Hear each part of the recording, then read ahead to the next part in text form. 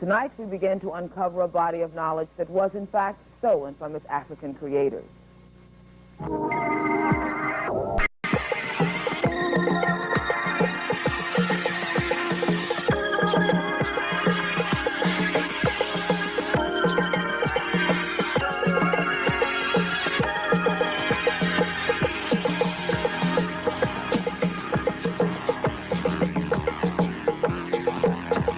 Indeed, it is a stolen legacy. This is the Bunker Hill Monument in Boston. It and the Washington Monument are structures known as obelisks. They were constructed in the early part of the 19th century to commemorate Revolutionary War heroes.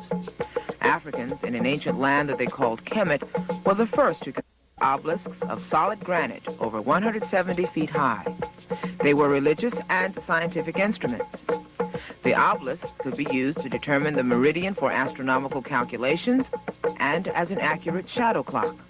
An African-born mathematician named Eratosthenes used an obelisk in Kemet to determine the radius and circumference of the Earth. Here's how it could be done. By measuring the shadow of an obelisk of known height, the angle of the sun can be determined.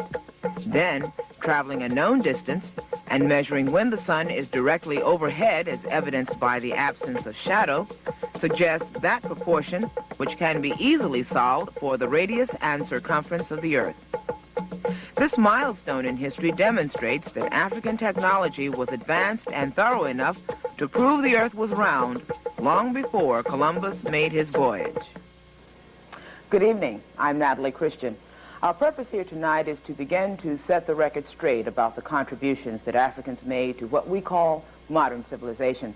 As the title of our show implies, Stolen Legacy is about some of the advancements made that were in fact stolen from their African creators. We borrowed our show title from a book of the same name by George James. To help us begin to uncover this knowledge are two people who have spent a great deal of time and energy researching and gathering data on what these contributions were and their impact. My guests are Dr. Asa Hilliard, a national authority on African history, the former dean of the School of Education at San Francisco State University. Dr. Hilliard is currently the Callaway Professor of Urban Education at Georgia State University in Atlanta. He has developed many educational programs on our topic tonight. He has lectured on the subject and has taught seminars as well as published numerous articles. Also here is Samuel Matthews, a math teacher at Boston Latin School for the past 6 years. Mr. Matthews attended Rutgers University and is a graduate of the New England Conservatory of Music. He is a member of the Teaching About Africa Institute in Chicago and has lectured on the subject of African mathematics. Later on in the program, we'll be taking your phone calls so you can ask your questions of our experts, and we'll be offering a list of books that you can read to find out more about those African contributions. So stay tuned. Welcome to you both. Glad to have you here. Thank you. We need to first of all find out about Kemet. Sam, tell us, what is Kemet? Well, Kemet is the African name for what is generally known as Egypt. Kemet, from the hieroglyphics, KMT, there were no vowels in their language, means black crossroads or black village. If you go to World Book Encyclopedia, you would have that interpreted as black soil. Okay. But Kemet is what is commonly known as ancient Egypt. All right. Asa, what kind of civilization was this? I mean, we know it as Egypt, but it was not Egypt. That's another name that was given to it by another culture. Right. I think it's important to keep the chronology straight while we're talking about the title. Again, the name is Kemet, K-M-T, and in the Medid-Netur, which is the name for hieroglyphic, Greek people changed the name of the writing system to hieroglyphics, but Medid-Netur is the appropriate name. There's a plural determinative right by that name, and there are two little people sitting by it. So Kim is the strongest word in the Kemetic language for the word black, and when you put two people beside it, you're talking not only about the black soil, but also about the black people. This is a nation that got its beginning approximately 3,100 years before the birth of Christ, and it is a civilization that lasted intact for approximately 3,000 years. No other civilization on record has lasted that long. In other words, the cultural continuity of the nation was 3,000 years long, taking it, in fact, longer than 3,000 years because it lasted until after the time of Christ. The important thing about it, in response more directly to your question, is that it was the first of the fully developed high technical civilizations that are still on the record. Now, the Kamites themselves actually referred to older civilizations further south in Africa when they turned to the south and faced what they called the Holy Land, their home. They said they came from upriver, at the source of the river, to be specific. And they talked about there being older civilization, and they were children of that civilization. But what's important is that when Kemet appears in the human record, it appears in 3100 BC with a fully developed civilization. Writing was already in place. Astronomy was already in place. They already had the 365-day year calendar and 1 quarter for the leap year and all of that. That calendar had actually been put in place around 4236 BC. So we're talking about a fully developed, high technical civilization. All right, well, let's talk about some of these technical advances. One of the things that we talked about in the piece earlier, Sam, was the mathematics and how it was used. It developed to a point that they knew that the Earth was round. What other concepts in mathematics are we talking about here? Well, it's true. You certainly wouldn't want to determine the circumference of the Earth unless you had, of course, presupposed that the Earth was round. We want to point that out. All of the mathematics that we study today has its roots in Africa. We can start off simply with counting. The very first or the oldest known artifact in mathematics is the Ashango bone. That's over 8,000 years old. It's from the Congo. That's found in Africa. If we go ahead, they had developed fractions. Furthermore, they had developed algebra and, of course, geometry, trigonometry, and it even gone as far as the roots of integral calculus, and this is all before Europe existed. And we're going to be taking a look at some pictures, some slides in a few moments, but while they're getting those set up, what about the sciences? Beyond the mathematics, what other kinds of advances are we dealing with here? And Asa, you can jump right in. Well, one of the things that's interesting is to know that the upper province of Kemet was referred to as Chem. That's spelled C-H-E-M. Okay, why don't we take a look at that? We have a map of that. Go ahead, Sam. And that's the root of the word chemistry. So that's an indication to us that the sciences of the earth were first studied there in Africa. Okay. Medicine as well. Right. The ancient Kemites were known throughout the ancient world as the best of all doctors. Homer tells us that, as do many of the Greek historians. Sure. Asa, now, of course, I think a question that I have, and many people have is, how did they develop this? I mean, where did this knowledge come from? Okay, the best, and we have to speculate on this, but some things we do know is that in Kemet, you had an unparalleled opportunity to be scientists. In other words, you have land that has regular cycles that work almost like clockwork. Every year the flood came at the same time, receded at the same time. You had a clear sky. You never had clouds. You had an unparalleled opportunity to observe stars. You had the need, for example, to develop mathematics in order to be able to lay out the land again and divide it among the people after the floods had receded. You had a religious orientation in Kemet whereby the people had a respect for nature through intensive study of nature. And having done that on the same spot, in other words, these were not nomadic people, they were sedentary people who had been on that same spot for thousands of years, which again gave them the opportunity to notice certain kinds of regularities in nature. So as from what we can determine, they spent a great deal of time in botany, in observing the stars, and observing the animals and so forth. So they had tremendous technical knowledge of all of these things, and out of that technical knowledge then flow the sciences, the arts, and literature. Sure. And now some of those symbols, Sam, we have adopted in our own culture today. For example, the dollar bill. There are a number of symbols on there, and we're going to look at some pictures now, which in the Kemetic context, and how they have gone from that to what we know of today. Sam, what are we looking at here? Well, if you look at the top, that's the Eye of Horus. That's also found on the dollar bill. The scarab beetle there with wings. Yeah. That was taken for the U.S. seal as the eagle. Mm-hmm. Can we move on? Mm-hmm. All right, now here we see the differences in the, or actually the same symbols. Mm-hmm. That's right. Mm-hmm. And it's interesting as to why those symbols find themselves on the back of the dollar bill. Why those symbols? Well, that's because the history of Africa is intertwined with the history of Europe. Mm-hmm. And as late as the early 19th century, Africa was still being studied, though in secret. And this is a result of masonry. In fact, the term mason itself is a derivative of the African language, the Kemetic language, mm-hmm. Ma, which means true, and Sin, which means brotherhood or builder. Now, those are the symbols broken down. Now, the eye... And they mean something. Well, the eye itself is actually not the hieroglyphic, the hieratic symbols for fractions. Mm-hmm. As I said before, they did invent fractions, and symbolically you can see there that each fraction has its own part for the eye, and they total 63 over 64. Mm-hmm. Mm-hmm. Okay.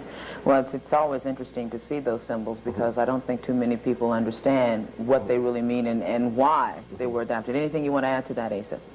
No, you notice that the eye actually sits at the peak of the pyramid. Sure. Every pyramid had a capstone made out of black diorite, I believe the material was. And on those capstones, frequently, they would actually have the two eyes of God. You know, that particular eye should have been the right eye, and which would be the sun, symbolizing the sun, mm-hmm. as one eye of the Creator, the other eye of the Creator being the moon.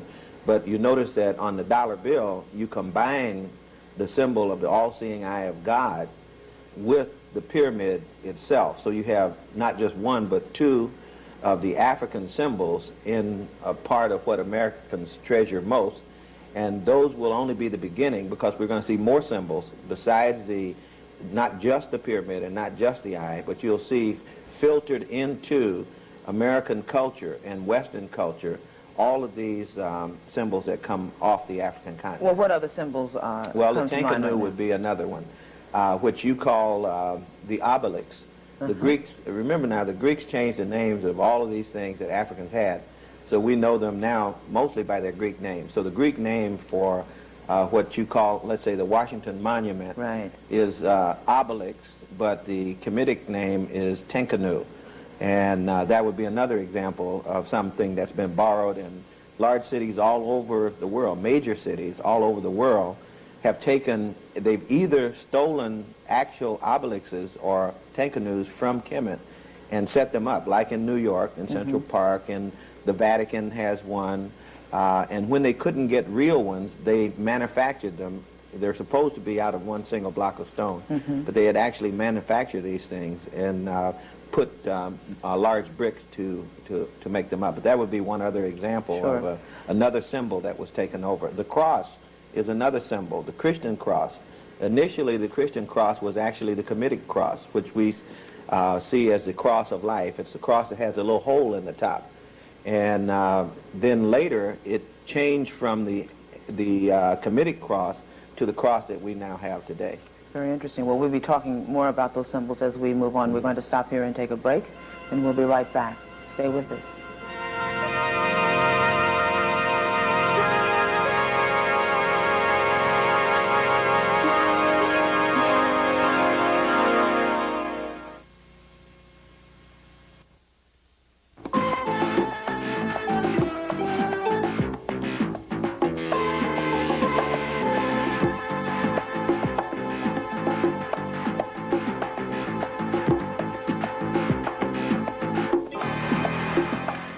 Kemet was founded by the black populations from the heart of Africa.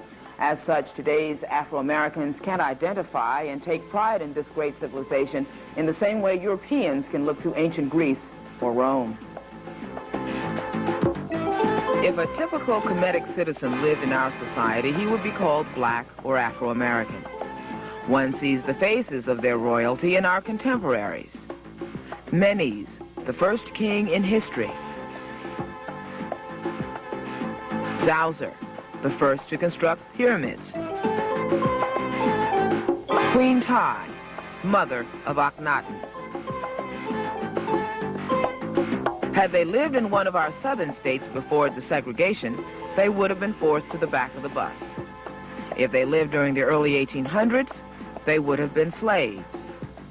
This was the dilemma that confronted the West when the faces and glory of Egypt poured into Europe and America after Napoleon's campaign in 1797. What civilized people would enslave the first civilized people? The process of denying an African origin for Egypt and civilization began. Ancient writers, many of whom were eyewitnesses, concur that the Egyptians were African and were founded by the people from the interior of the African continent. They also confess that much of their own culture was African. The Parthenon, a standard of Greek architecture, is a replica of the Temple of Luxor, where many came to complete their educations. Greeks seeking knowledge and wisdom traveled far to study geometry, religion, astronomy, and Africans. The rulers of the 25th dynasty, founded in 800 BC, hailed from Nubia. They revived Kemet's classical period in 600 BC. Most notable was the construction of the smaller pyramids. Most remarkable is the fact that this technology and these people reached what are now the Americas and influenced the building of civilization here. All right, one of the main points here that we need to perhaps bring out, Ace, I'll start with you, is that this culture was in effect stolen from the Kemetics by the Greeks. The Greeks went to Kemet to study, to find out what was going on with the world. Right, well, okay, let's, again, it's really important to keep chronology together. The first Greek that we have on record is Homer, and that's approximately 850 BC, if there was such a person. Many literary critics suggest that there were many people and their writings were collected together and then given the name Homer. But be that as it may, at that point, Greek people were not actively involved in the educational system as far as going to school in Africa. But starting around the time of Thales, which would be in the 5th century BC, Thales went to school. We have records of the Greeks themselves. These things are in standard history, so what I'm saying is not a mystery. Thales went to school, came back, advised Pythagoras to go to school. Pythagoras went to school in Africa, was taught for 22 years in Africa. We know the subjects that he taught, that he studied. We know the location where he went to school. We know the name of his major professor. Following Pythagoras, other pre-Socratic Greek philosophers began to go to Egypt for their education. Plato went to school for 12 years in Egypt. Aristotle moved his school when Alexander the Great, his pupil, conquered Egypt. He moved his whole school to Egypt in order to be closer to the source of Egyptian knowledge. In fact, the habit by Greeks of going to school in Egypt was so ingrained, and they valued it so much, that they say that even people who had not gone to Egypt to study would make up biographies to pretend that they had gone, because you had very little legitimacy if you hadn't actually gone to what at that point was the center of higher education in the world. All right, Sam. Yeah, well, the Greeks saw a good thing and they took advantage of it. They recognized that the knowledge and wisdom to the south of them was greater than theirs, and they went there to study. But what we have to do is recognize within our culture what is African and what came from Africa. In the previous piece, we saw there the Temple of Luxor and the Parthenon. Now, I have taken pictures of the Temple of Luxor and shown it without identifying it to people and asked them, what do you think you see there? And invariably I get the answer, the Parthenon, I see something from Greece, or I see something from Rome. But very rarely does anyone say, this is possibly Africa. I think we have another picture of that that we're going to take. Yeah, so what we have to do is... That's the Temple of Luxor, that's not the Parthenon. That's not the Parthenon. The dating on that, by the way, is approximately 1300 BC is what you're talking about. For the Parthenon, you're talking about around 500 BC. So this is almost 1,000 years older than the Parthenon. Okay. Any other points there, Sam? Yeah, about Pythagoras. I think that's one person in particular that we should take a look at because he has been given so much credit for things that were actually African in origin. He's been given credit for the theorem that bears his name, a squared plus b squared is c squared. But it should be known that that was known 2,000 years before his existence. And furthermore, we have evidence from papyri that the Egyptians also knew about rational numbers, and they credited numbers as having values, things with having values, and Pythagoras is known for that. But indeed, he went there as a student. Let's take a look at this next shot. It's someone that we should know, but that we don't know. Yeah. Sam, who is this person? That's Akhenaten, an 18th dynasty pharaoh. That's the same dynasty that Tut was from. In fact, he's a relative of Tut.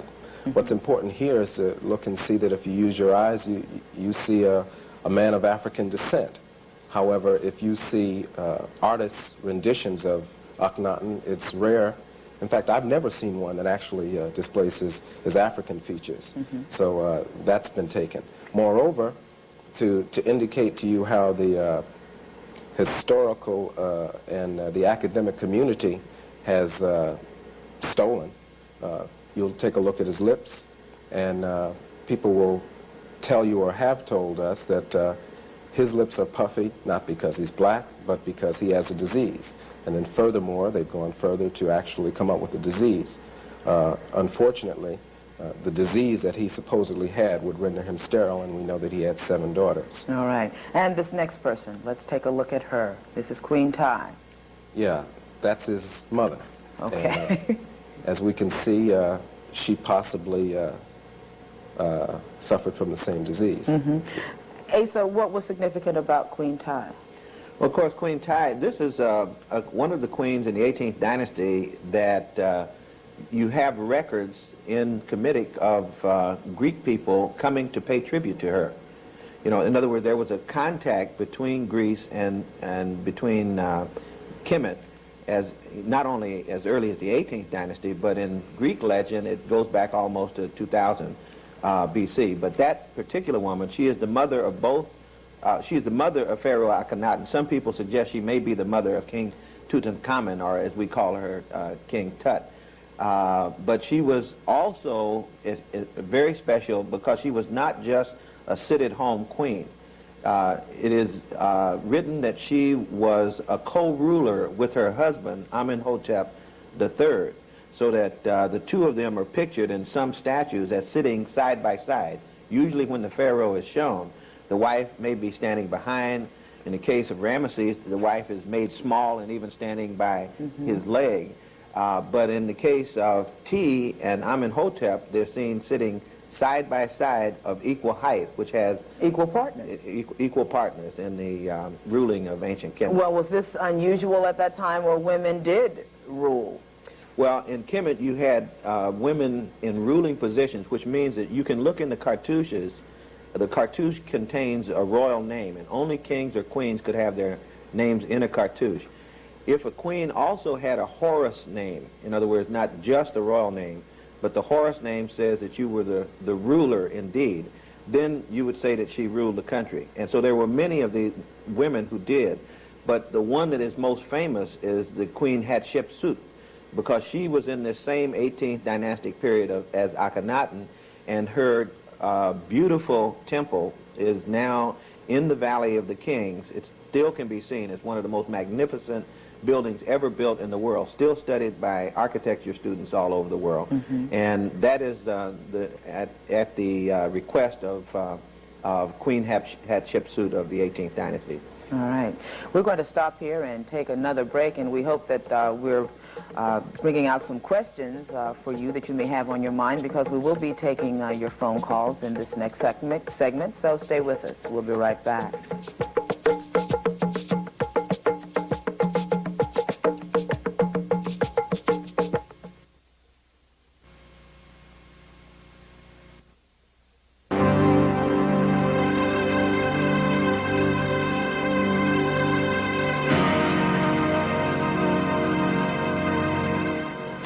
My guest, Sam Matthews, now will tell us about the African presence in the New World. Sam? The African presence in the New World did not begin with slavery. 2,000 years before Columbus, Africans were shaping the course of civilizations that would later be known as Aztec, Incan, and Mayan. This work of art is found in Boston's Roxbury section. Its creator, John Wilson, was inspired by similar works of art he saw in Mexico. These striking stone tributes dispel any theory that does not place blacks in the New World not only before Columbus, but before Christ. They date as early as 600 BC. Note the Ethiopian-like braids. These monuments are concurrent with the Kushite 25th dynasty of Kemet. They were erected by the Olmecs, a civilization which is the foundation of the Aztec, Incan, and Mayan cultures. The colossal stone evidence is supported by numerous figures from the Olmec and subsequent cultures in ancient America that insist upon an African presence. Their attire and broad features leave no doubt as to the origin of the subjects. The pyramids produced by the ancient Americans were indeed influenced by Africa's own. Even today, strong currents off the coast of Africa will sail any sturdy vessel to the Caribbean. Vessels such as Queen Hatshepsut's obelisk boat had been constructed in Kemet 700 years before, clearly demonstrating the maritime ability of Kemet. These constructions have been shown to be sturdy enough to make the transatlantic voyage. When Columbus returned to Europe after his second voyage to America, he reported that the Indians had told him of blacks who had settled in the area. It's true. Africans came first to America not as slaves, but as masters of science and technology, influencing the civilizations that Columbus and Cortez were to find. A little note here we'd like to give you. If you're interested in finding out more about the legacy left by the ancient Africans, we have a list of books that we can offer you. You should just send your inquiries to Stolen Legacy Bibliography, WLVI-TV, 75 Morrissey Boulevard, Boston, 02125.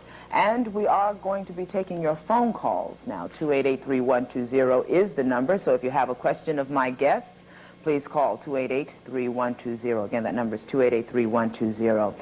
Sam, now we're skipping here, but about the African presence in the Americas, what was so significant about that? Well, first we want to point out that slavery had three components to it. There is, of course, the physical slavery, which is ended.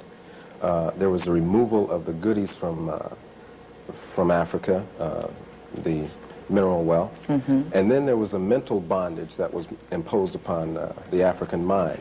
That is a cultural lobotomy of sorts that removed history and removed any value from the personage of the African. And what we're trying to do now is re-heritorize Africans. That is to show that Africans played a major role in the creation of civilization and the furthering of civilization throughout the history of mankind. Okay. You want to add to that, Asa?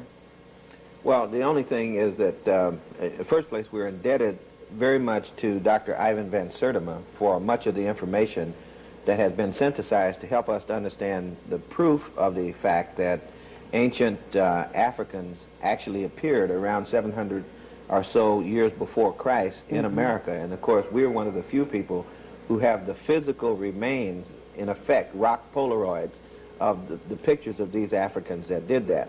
Might also add that LeGrand Clegg in Los Angeles is one of the top scholars who has helped to uncover much of this information about the African influence on the Olmec. But what I want to clarify, just so that any of your viewers are trying to put this together with what they know about Olmec, what we're saying is that Africans influenced Olmec, not that Africans were Olmec. Okay. That Africans appear in small numbers, and then after a short period of time, the elements of African culture begin to be disseminated throughout the Olmec and later world, such as pyramid would be a case in point. Pyramids don't appear in America until after the African Olmec contact. Okay. Well, let's go to the phones and see what kinds of questions our guests have. Good evening. You're on the air. What's your question? I wanted to ask, we're being told a lot of things that Africans have done before others. I wanted to know how you would answer critics who say the things that you're telling us are wrong or they're not valid. Good point. Asa, you want to try that? Well, since we've been talking about lots of things, I would have to know which thing the critic would say would be wrong. Well, I think what he's trying to say is, thank you very much for your call. What he's trying to say is that, you know, just everything that we're talking about here, I mean, we're talking about rewriting history books. Oh, yeah. I mean, the history books say one thing, and we're sitting here saying another. So what gives here? Who's to say that what you're saying is right and what the history book says is wrong? Well, again, most of the things that we're saying here today, for example, if we say that Greek people went to Africa to study, we're simply quoting the record of Greek people. In other words, these are not new items of information that we just simply manufactured.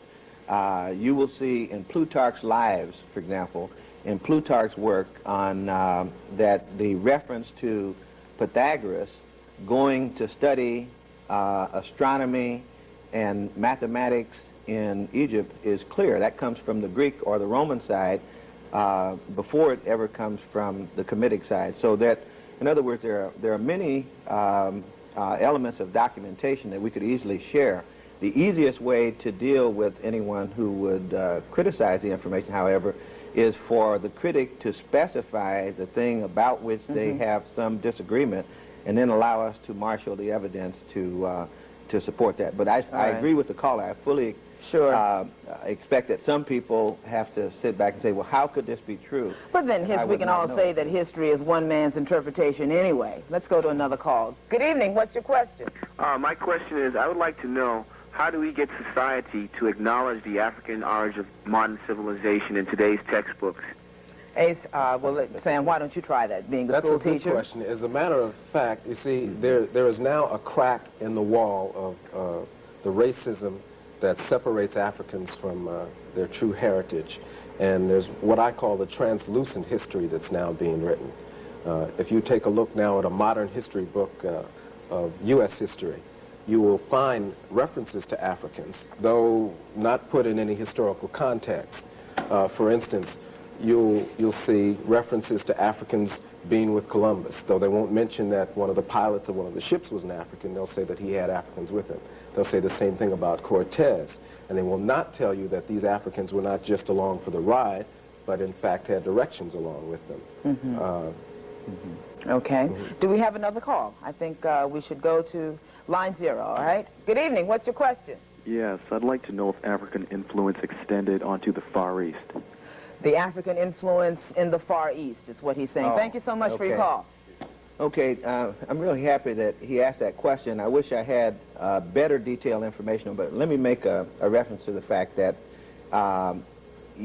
that you have a series of migrations coming out of Africa, first to populate the world. In other words, early man starts in Africa, so of necessity, the first people in all these early places were basically African. However, I think he's talking more about the modern period, and it is through the work of people like Runoko Rashidi and Wayne Chandler and others who specialize in the history of the African presence in Asia, who spell out the details to show, for example, that the earliest population in India is the Dravidian population in India, which is a basic African population. Even in China, as Runoko Rashidi points out in his work, the African presence in early Asia, at least one of the dynasties, the Shang dynasty, around 2000, if I'm not mistaken, it's around 2000 BC, was an actual black African dynasty. In fact, they were referred to as oily black people. And so there is, throughout Asia, in the Middle East, and there are military people who have gone to places like Vietnam and who have seen some of the people in Vietnam and been shocked to find their dark color, even after years and years of separation from Well, if you write in for the bibliography, we do have a book on that list that talks about the African influence in Asia. Let's go to another call. Good evening. What's your question? Hi. I'd like to know, if Egyptians were of black African influence, Why aren't they portrayed in most Egyptian art that I've seen with black skin or dark skin? Oh, thank you. Let me handle that. Hey, so you want to handle Okay, that? Thank you so much for your call. Yeah, I really want to thank him for that. You have to realize that most Egyptian art that is sent to us, we see out of chronological order. For example, if you go to the British Museum, you will see the museum is set up so that you see mostly Greco-Roman material, but it's side by side, let's say, with an 18th dynasty piece. If you really want to see the black origin of Egypt, you will look first at the mummies, the actual royal mummies. Look at all the royal mummies of the 18th dynasty. For example, every one we have is not only dark, but black, very black. If you look at the artwork, we showed some of the artwork in the earlier segments. You saw the picture of the Sphinx from the side view, totally black. You saw Pharaoh Senwosret or Usertsen, totally black. In other words, if you do Old Kingdom first, and if you do kings and queens, then do Middle Kingdom, then do 18th dynasty, and then after that come to the Greco-Roman dynasty, which is in the classical period, you will see that it goes from black to the time of the Greco-Romans when you see royal kings like Alexander the Great, who is white. Sure. Has nothing to do with disease or anything else. Let's go to another call. Good evening. You're on the air. Yes. Good afternoon. Good evening. I agree with them, and of course, Professor Joseph Jonkanen in New York City agree with them. Do they believe that Freemasonry started in Africa? Which of you want to tackle that? You want to try that, Sam? Maybe Asa can finish it off. Yeah. Thank you for the call. First off, as I've said, the term itself, Mason, is an African one. The problem that exists is that the mystery system that Freemasonry developed out of had to be suppressed at one point during European history, and the participants had to go underground. Okay. Asa? Right. Well, Sam is correct. See, we know that there was first an ancient educational system that is fairly fully described right now, that was located with its center at a place that today is called Luxor, or Waset was the old name of the city. That's where the temple of Ipet Isut, which is Karnak today, and Luxor are. And this was kind of a headquarters for a giant university system that peaked in the 18th dynasty around between 1500 and 1300 BC. That system was the system that Greek people encountered operating at the time that they became acquainted with Africa. They were very much impressed by that system. And within a short period of time, they entered that system and adopted its tenets and especially its religion, which meant you had to adopt its educational system too. So that for almost 600 years, the dominant religion in Greece and Rome, before and after the time of Christ, 300 years before, 300 years after, the dominant religion was the religion of Isis, which was suppressed when the church was established by Constantine in approximately 325 AD, I think it was, when the Council of Nicaea was called. That meant they had to drive underground the Kemetic worshipers and initiates and education. And then we have, after that period of time, time and time again, a return to the ancient Egyptian wisdom through secret societies. And if you'll notice in the Masonic order, almost all of their symbols come out of ancient Kemet. Now, as to whether or not it started there or not, I don't have enough knowledge to know, but the circumstantial case is so heavy that we would be wrong to consider almost any other alternative. All right, we're going to stop here and take another break, but we will be taking more of your phone calls in our next segment, so stay with us. We'll be right back.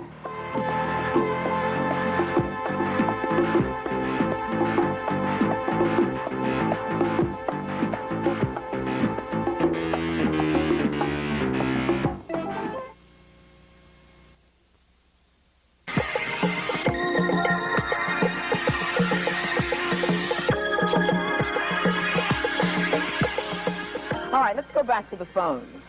Hello, you're on the air. What's your question? Hello, I'm very interested in this subject, and I'd just like to know why were African ideas stolen instead of adopted, and what did the Greeks have to gain by stealing these ideas instead of giving full credit to the African society? What did they have to gain, Well, some Greeks did give full credit to the African society. It was there were people who later on, for example, when I think of the stolen legacy, I don't think so much of the Greeks per se as I think of people who came along later. For example, Professor Martin Bernal has done a book called Black Athena. It's published by Rutgers Press. It's a brand new book, meticulously documented by the grandson of one of the great Egyptologists. And in that, he locates a particular university, Göttingen University in Germany, approximately the late 1700s, that started a process of changing the story that the Greeks used to tell about where they went to school. So Greeks readily and freely acknowledged that they went to school in Africa. It was later, really in the last couple hundred years or so, that we've had that story changed, and that was changed for reasons that we can only speculate about. Sure. All right. Sam? Yeah, let me add just one thing to that. A good for instance in what Ace has just said is the fact that they've even gone as far as to come up with another disease, Egyptomania. And those were the people who were ancient Greeks who had this fantasy that their ancient ancestors were Egyptian. So this was all created in the 19th and 20th century. Let's take another call. Good evening. You're on the air. What's your question? Yes, my question is concerning genetics, and if, in fact, it is possible, as I've heard. Can you speak up, please? We can hardly hear you. Okay, yes, my question is concerning genetics, and if, in fact, it's possible for a black man to be original man, and from him, the brown man, red man, yellow man, and white man are descendants. In 25 words or less. This is getting into another whole era. Yeah. Thank you so much for your call, sir. I refer you to National Geographic magazine, November 1985, to Newsweek magazine, January 11th of this year, and through studies of bones and also studies of mitochondrial DNA, the molecular biologists are now telling us that the original man was a black man. And both those publications actually summarize the research in popular form and placed that age somewhere around 200,000 BC. And on the cover of Newsweek, they actually pictured a black man and a black woman. And the idea is that there's a single black woman, according to 3 separate groups of molecular biologists who are doing this work. There's a single black woman who is the 10,000th great-grandmother of everybody on the planet. So that while I can't answer for the geneticists, the process by which this would occur, the reporting that they have given us is that these were black people. All right. Clearly controversial for sure. Good evening. What's your question? Yes, I'm concerned about Cleopatra, the Queen Cleopatra and African queens. Can you simply talk about their contributions? All right. Thank you so much for your call. Cleopatra. I don't really... I have to say, frankly, I don't know about Cleopatra. Cleopatra is one of the Ptolemaic queens. She comes at a time when the Greeks are in there. That's at the end of Was she black? Well, I'm just saying, that's at the end of the 3,000-year period. What we know is that she lived Egyptian, she spoke Egyptian. In other words, all her behavior and actions were Egyptian, which would have meant that she, the best guess you would make would be that she would be black. But if you look at some of the coins that are supposed to have come from the time, then it leaves a question. So I don't want to go further than the evidence will let us go on that. Many black historians claim Cleopatra. I don't see that it's important one way or the other because Egypt had already done everything that it was going to do by the time Cleopatra got around. All right. Thank you. Good evening. You're on the air. What's your question? Yes. If blacks are the original founders of mathematics and the first to civilize this country, how can you explain the reason why the white people have the recognition? Thank you so much for the call. Sam, you want to try that? Well, we didn't say that they were the first to civilize this country. Now, that would be an insult to the people that were found here. We're saying that they influenced the civilizing of this country. Whites have credit because they've taken credit, and it was necessary to do so during slavery. Simply to take a man and take away his freedom and take away his family, his culture, there had to be some reasoning for it. And the reasoning came out of the academic world that blacks were inferior genetically, etc. And that's how it's done. It's simply taken. But if you look now, you'll see that it's being taken back. Okay. All right. Let's take another question. Good evening. You're on the air. What's your question? Yes, I have a question concerning the history. Although the history does show that there's been a lot of achievements made Can in you the past. speak up, please? Yes. Even though the history does show that there's a lot of achievements that have been made in the past by blacks, how today can black people, through education, institutional, social mechanisms, realize some of the inherent capabilities that they have? Sam, you want to tackle that? Thank you so much for your call. Yeah, this information is empowering. It's very important for us as black people to have self-esteem, and that's exactly what happens once you recognize that slavery was not the beginning. Sure. You can then see that slavery will not be the end. Very important point. Knowledge is power. Good evening. What's your question? You're on the air. Hello. Is the oppression of the majority of the black population today related to a natural cycle, and whether or not the black race would again have a chance to become part of a civilization similar to the one you're discussing? Asa, can you handle that? Thank you so much for your call. It's a part of a culture. It's a part of a cultural cycle. I don't believe that it's God's plan that black people be on the bottom. So that would be a natural cycle. But I do think it's a part of a cultural cycle. The consequences of war, particularly the consequences of colonization, slavery, and segregation, has put us at a disadvantage. Now, the question as to what the future holds, I have no doubt whatsoever that as we become more conscious of not only who we were, but who we are, and what our innate potential is to compete, to be peers in the world, that we will see the kind of changes that we hope for in a very short period of time. Indeed. Good evening. You're on the air. What's your question? Yes, I would like to know if, in fact, it was Carthage and not Greece that was the father of democracy. Thank you for that call. Thank you. Sam? Well, that's not one that I can answer clearly. Well, I don't. Yeah, I'm not sure that how was Greece the father of democracy when Greece had slavery? You know, it was democratic in a way, in terms of, I guess, the city-state organization.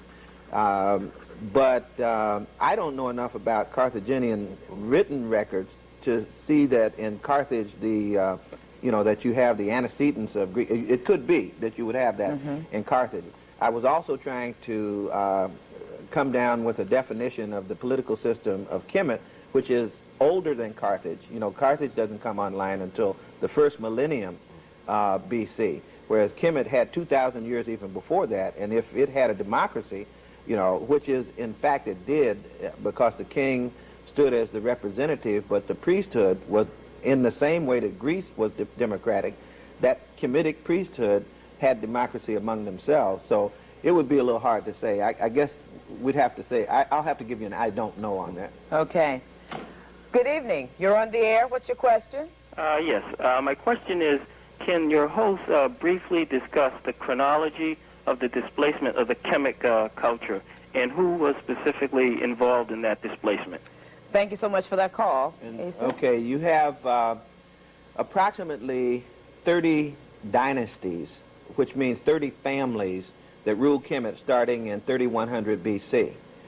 In the first 1,000 years, you have two kingdoms within those first 12 families. You have 12 families in the first 1,000 years, and you have the Pyramid Kingdom, and then you have kind of a classical kingdom called the Middle Kingdom. There's an Old and Middle Kingdom. And that means that the Kemites had it all by themselves for 1,000 years before you get an invasion from Asia of a group of people called Hyksos. The Hyksos stay in power from around 1750 BC to maybe 100, 150 years, and they left almost nothing behind. And then you get this grand golden age of the 18th family or dynasty, which is 18th and 19th family dynasty, called the New Kingdom.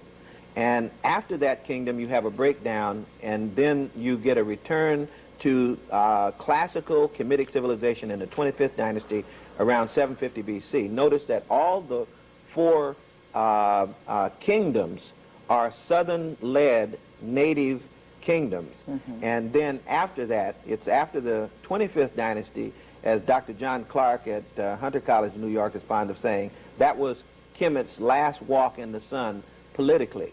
You know, that was the last time that the native people of Kemet controlled their own political structure. Okay. Good evening. You're on the air. What's your question? Hello, my question was in regards to the pyramids, which is, in my mind, the greatest Egyptian architectural feat. How do your people feel there about that the pyramids were actually copied from the Sumerian ziggurats? Thank you so much for the question. Sam, you want to tackle that? Well, they're older. They're older, and what do we have left of the ziggurats? They're just shapeless clay mounds at this point. In fact, the ziggurats have to be reconstructed by artists' conception. So, if anything, one would want to look the other way and see that... Where are these, the ziggurats? It's talking about Mesopotamia. Mesopotamia. You see, Mesopotamia is given credit as the cradle of civilization to direct you away from the middle of Africa, which is really the cradle of civilization. I see. All right, Asa? Right. If you look at the date for the pyramid, again, I think Sam's point is very well taken. The stones that we're talking about are still standing. The first pyramid, which is a ziggurat, which is the step pyramid, not the true pyramid, was the model upon which other kinds of pyramids developed.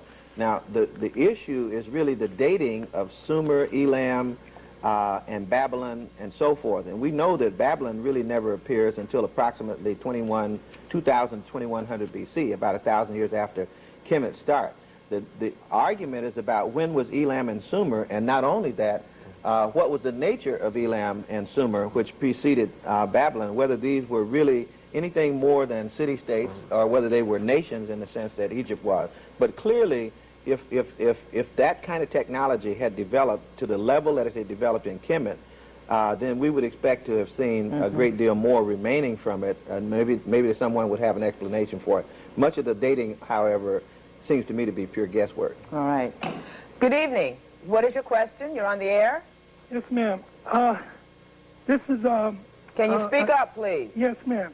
This is from the book They Came Before Columbus. I would like to know the presence of a white god that they speak about that came before the Aztec and the Mayan people. Was that person, in fact, an African? Thank you for that call. Who wants to tackle that? Sam? I'll tell you briefly about the kingdom of Mali, which existed in the 14th century, and there was a king there, Abu Bakr II.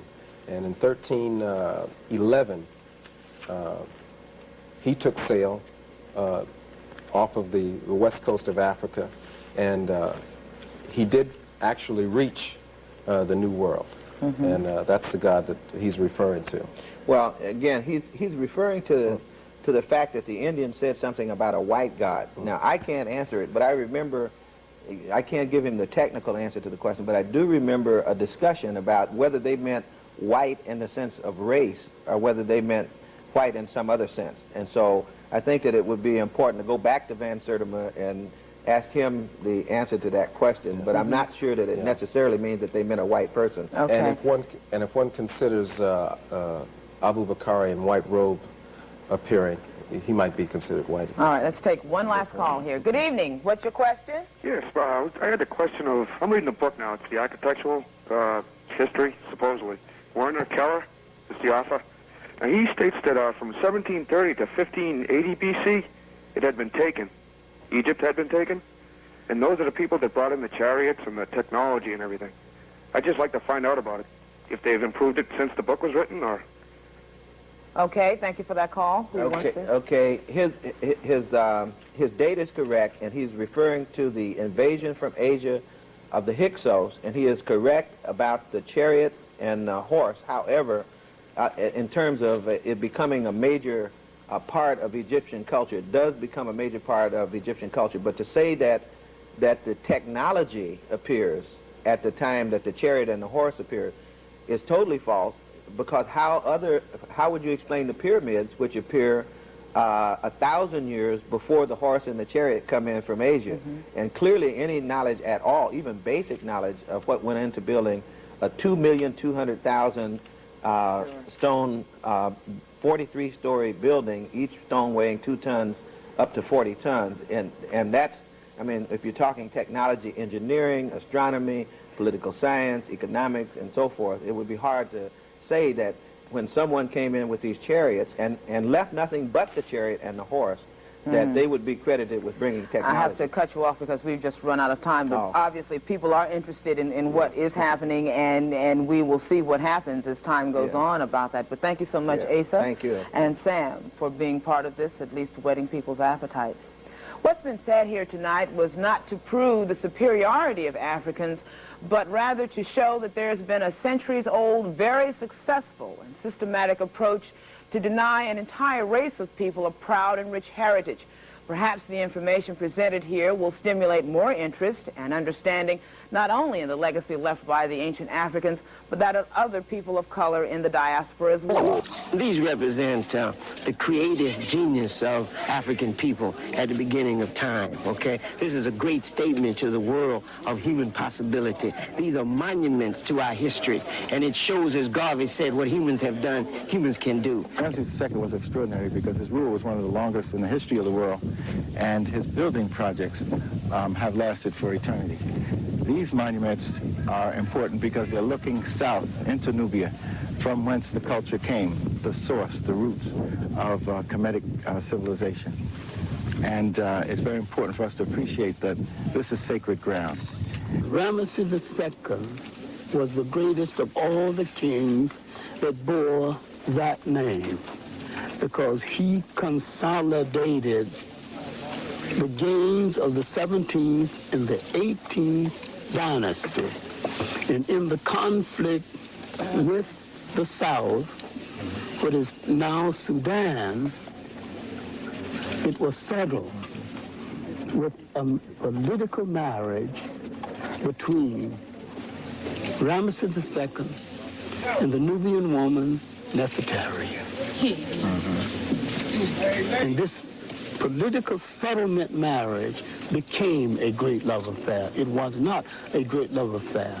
And her temple reflects the respect that not only he had for her, but carrying out the agreement to treat her with great equality. Now, where we are geographically is close to the Sudan. And now, after Ramesses, this is the 19th dynasty, the great pharaohs of the Lower Nile had their day in the sun. Egypt's great light began to wane. The power in Africa reverted to her parents, Egypt's parents, the Ethiopians. Then they brought into being a great queen known sometime as Belkis, known as Makeda, but better known as the Queen of Sheba. These temples were built 13 centuries before Christ was born, out of sandstone along what was once the original embankment of the Nile River. But in 1963, 5 nations assigned their best engineers to move these temples to higher ground, to avoid them being engulfed by the rising waters from the newly constructed Aswan Dam. The monuments could not be moved intact, so they were painstakingly cut into smaller blocks and reassembled at this present location. The rescue effort cost a then estimated $36 million and was hailed as an engineering miracle, and rightly so. But what then does one say of those who originally created all of this, some 3,287 years ago? After the trip to Abu Simbel, Dr. Ben delivered evening lectures at 2 of the 3 hotels where the group members were staying. First, when you went to Abu Simbel, you saw this Colossus temple, 2 of them, that were chopped out, hewn out of a mountain. I wish you had the opportunity to see them before 1961, when they were cut up into pieces because of the new dam, and it will give you an opportunity to see it in the 2 manner, not just as it stands today, even though as impressive as it is. But the first thing is that we have been taught that the only time a man, a ruler, ever built a major temple for his wife was the Taj Mahal. But no one told us that this was here for thousands of years before there was a Taj Mahal, and that an African man had built it for an African woman. An African man from Nubia by the name of Ramses II, the son of Satai I, built this temple for the most beautiful queen, Nefertari. The word Nefertari means most beautiful, and the word Nefertiti means the beautiful. Now, Ramses ruled from 1298 to about 1232 before the Common Era. He built this temple as a gift to his young wife because there was some altercation between him and her father to the south in Nubia. But you must remember, Nubia at various times extended all the way north to a place called Assuit. It is north of Luxor. What you see today as Nubia is an infinitesimal part of what it originally was. So that temple down there represents the reunification of ties, of bonds between ancient Nubia and ancient Egypt. When you look at the first temple, the temple of Nefertari, you notice that the main deity there is the goddess Het-Heru, Hathor. And you notice that Hathor, when shown as a woman, has the ears of a cow.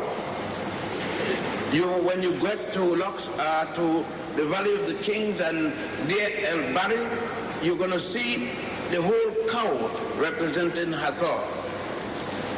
What else you would notice as you went there, at all four sides of each column, you saw Goddess Hathor. Next thing you should have observed is the manner in which this temple has been reconstructed. And I wouldn't go into the modern aspect of the temple. But you notice that in these temples, what is being told is the life of the pharaoh or life of the queen. The temples of worship, the main purpose is to celebrate the god or the deity of the temple, as well as to tell the life of the individual. When you move over to the temple of Ramses II himself, you notice the four major figures in the front. They're each about 30 foot tall in the sitting position. But in the middle of the four, two on each side of the doorway, above you see the statue of the figure of God Horakti. Horakthty.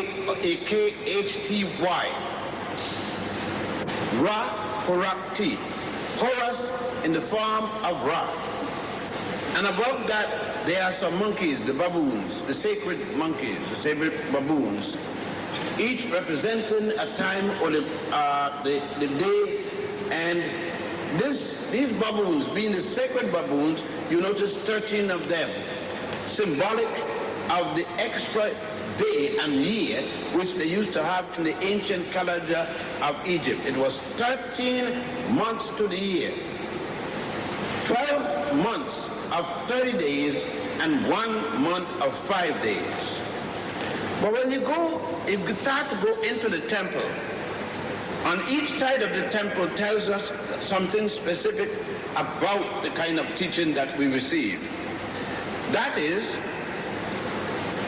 in the entrance to the temple, where you have the buttress, you notice on one side, the captives, the people who are captured and chained, on one side they have long features.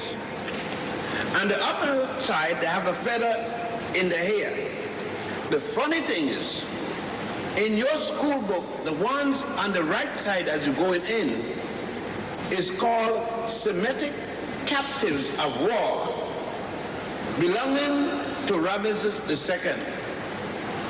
On the opposite side, the only thing has changed is the features. They look more like you. But the textbook says, captured slaves of Pharaoh Ramesses.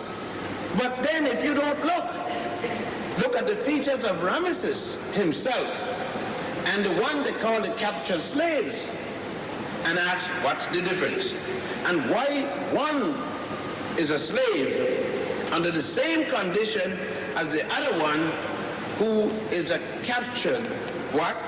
Enemy, a captured. All right. You have to do some thinking from then on. When Ramesses died in 1232, Jesus is supposed to have been 1232 years after the death of Ramesses.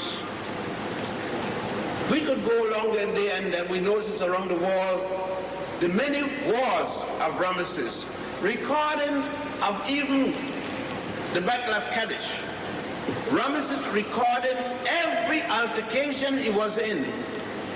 Why then, when his army is to be drowned by the Red Sea, the water parts away, leaving a tremendous gorge, that his soldiers, men prepared for war, all drowned by this gorge, but the Hebrew children, men and women from age whatever to age whatever, pregnant women, old people, crippled people, all of the Hebrews went down the gorge, down the side, walked up the side of a wall, and crossed over, and not a single one got killed. I just finished reading a paper from the Washington Post in April, showing what this noted scholar now would start the question and said, there was no such thing as the Exodus. It was in fact just a folklore. 40 years ago, Philip Fritz began a tradition. From history for all the way back there. We living in 1987. Well, what do you need a money for? You living now? Get rid of it, you dumb born. No.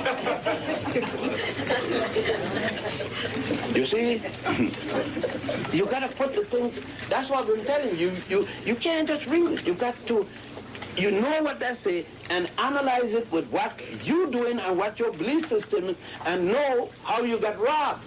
That's why you're here. I didn't bring you here just to give you a long airline trip.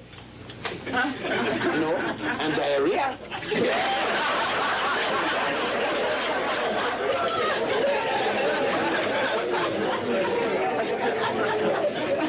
Oh, no, you know the Bible. You know every T and every dot is correct. But you don't know where you stand in it, because when you see the pictures, if I had to go to heaven based upon those pictures, I'd be scared like hell, because I gonna say, there ain't nothing but crack up here. I don't want to go on those pictures. But when you understand that it's a black woman that the Bible is speaking about, that Abraham is going to deny worshiping Goddess Hathor, yourself, then you realize that here too is an attempt to put down the African woman. But we're glad he didn't worship the old. He gave up the cow, and then they go worship Jehovah. He gave up you, the black woman. But you don't know. I don't blame you. You don't know. You just come here and you go see it. As a matter of fact, go down and see it. You're going to see right down, right across it, a picture of Goddess Hathor. Right there. And now, we're going to see not only that, but on the wall, we're going to see at that temple the story of Hatshepsut going to the land of Pu-Anit, which the Jews are going to later, in their Nancy story, call Punt. It will be the story of when the world went to an end, because a fellow named Noah is going to take his little family, put them in a boat, 90 cubits. A cubit is 3 feet, 90 times 3. If my math isn't bad, 3 times 0 is 0, 3 times 9 is 27. 270 feet long. Do you know this is about 100 feet, 270 foot, twice this building plus 3/4. Now let's say how big that boat is. And they're going to put 2 of everything. The sense of being a part of something of historic importance was building. By now, the excitement level was high in Aswan. We all had a sense of being a part of something of historic importance taking place in a setting of great historic importance. The emotional content of it all was perhaps best embodied in what this young man revealed to me. What's your name? Omar Nobles. Omar. How old are you? 17. 17? Where are you in school? I just graduated from Climbers High School in Oakland, California. Oh, really? What are you doing out here? This was a graduation present for my parents. A graduation? That's kind of unusual, isn't it?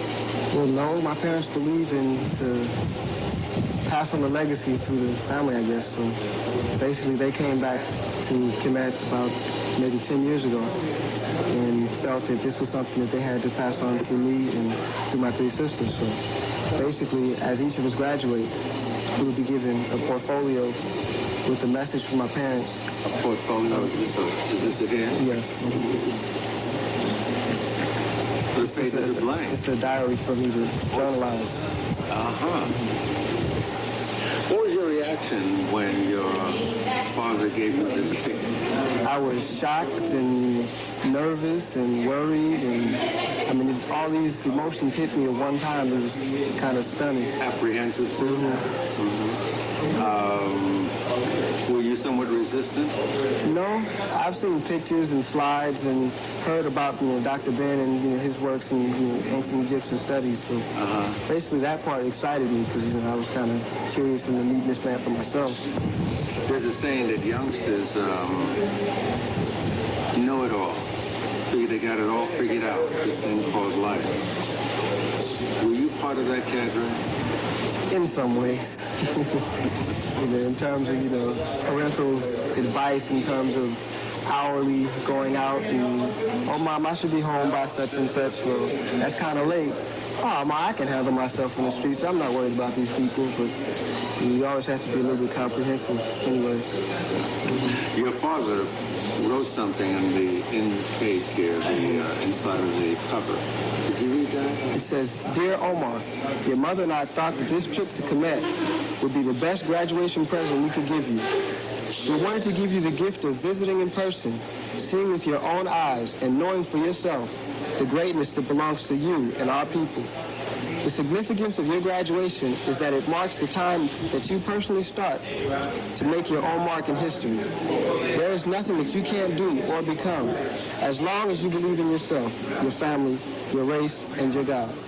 Look at what we, black people, did. Know what we can do and decide what you will become. You belong to greatness. African blessings and love. Your parents, Wade and Vera Nobles, Ptah Hotep, 6/29/87. What does that mean to you? That my parents are probably the best parents ever in the world. My father's, I don't know, it's like he sees all these things ahead of me that I really didn't pay much attention to. And he knows more about my greatness than I did for myself. And after being in the black land, I was starting to see for myself that it's about time I get on the road and do for myself. Do you think there are any limits to what you can do or be? After seeing the pyramids and Ramses too, there is no limit to anything. Ahead of us was the ASCAC conference, where some of the leading American historians of African descent would lecture. And there were those awesome temples and monuments waiting to reveal to us their ancient bond with each of us, as you will see in the next hour in our 3-part series called Return to the Nile Valley.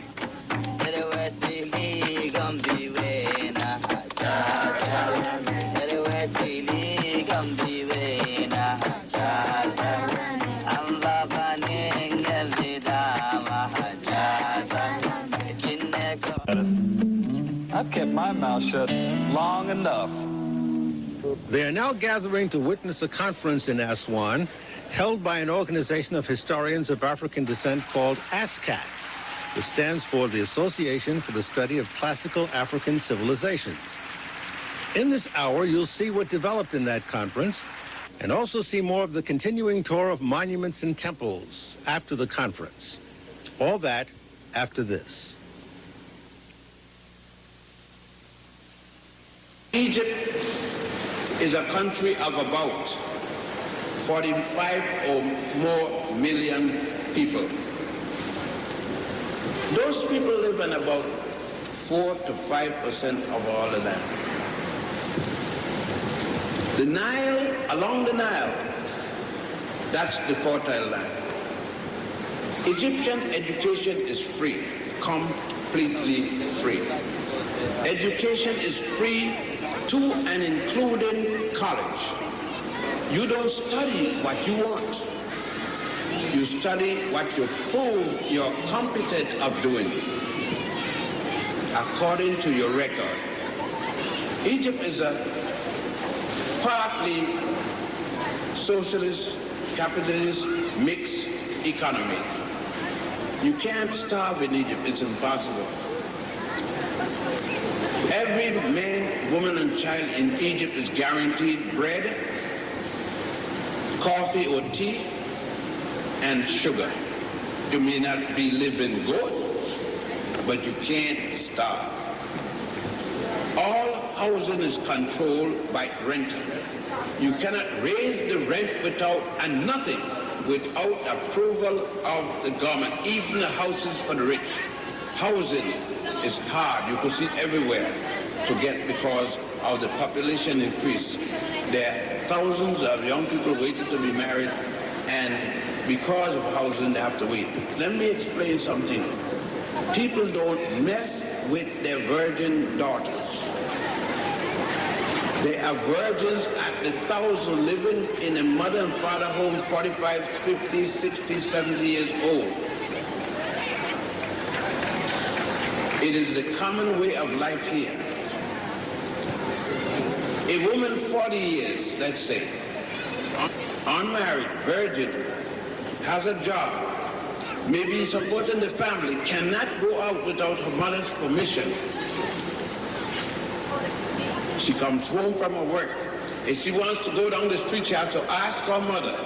She can't go and open her own private apartment and live there and a boyfriend visiting. No. When she gets her first marriage, she is expected to be a virgin and must submit the proof to her mother that night. She gets a little piece of cloth to put under her, and she must show the blood stain by morning. About 99.9% of all first marriages for women in Egypt are virgins. You violate the rule and you are a trap. So it's serious business, gentlemen. Please take precaution in terms of addressing women. You will see women wearing black. Primarily they are women from the country or used to be living in the country and moved to the city. It shows that they're married or they're widowed. Mostly if they're wearing black lace that you could see through to the design underneath, they are engaged. If they're not wearing black of any sort, unless they're Christians or so forth and have a ring, they are single. That doesn't give you the right to approach them. You approach an Egyptian girl or a Nubian girl by asking a friend to introduce you to her parents. Men don't ask her or approach her directly. Now you're talking about Cairo, it's a different thing. Cairo people do anything. Like in New York, Sin City. I thought that you needed to know that because you're going to be moving around. And the ASCAC conference was held in Aswan in the Nubian Conference Center, a facility donated to ASCAC by the people of this city. All 800 members of the touring group attended to hear a series of lectures by some of the preeminent African scholars of African history. all of whom have formed this organization. Once I started studying that language and realized that it was more than just simply grammar that I had to get, the whole spirit of the civilization out of that language, and started doing that, then I just went through a series of transformations. Now, then I understood the dream that Ben had.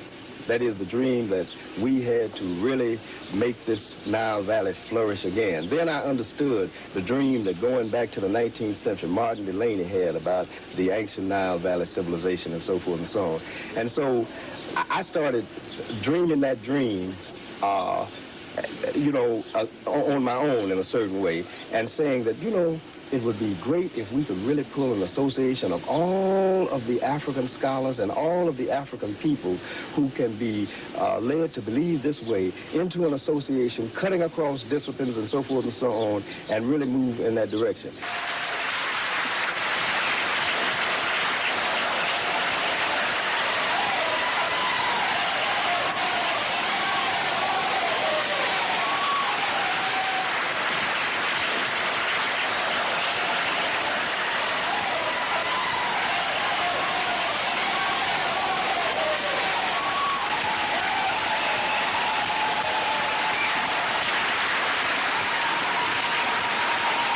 Professors John Henry Clark and Joseph Ben-Jekinen are elders in ASCAC.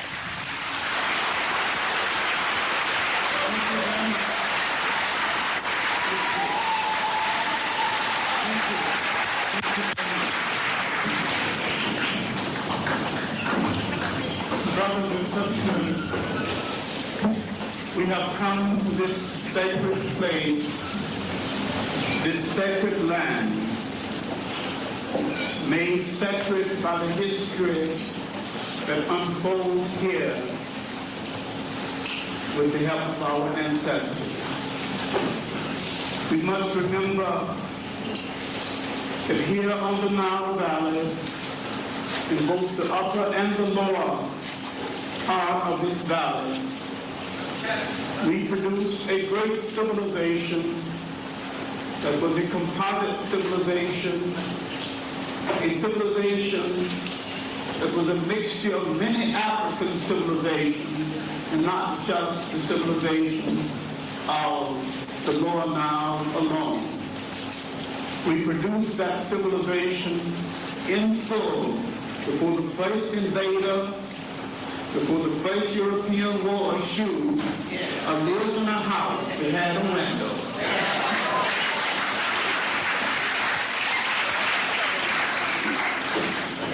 And foreigners gave nothing to it but to bring it down. While this was the first and the best known of the great river civilizations of Africa, it was not the only river civilization of Africa. It is the best known. It is the best known because it inherited the best talent in the African world as technicians and as builders. We must remember that we are not here for a vacation.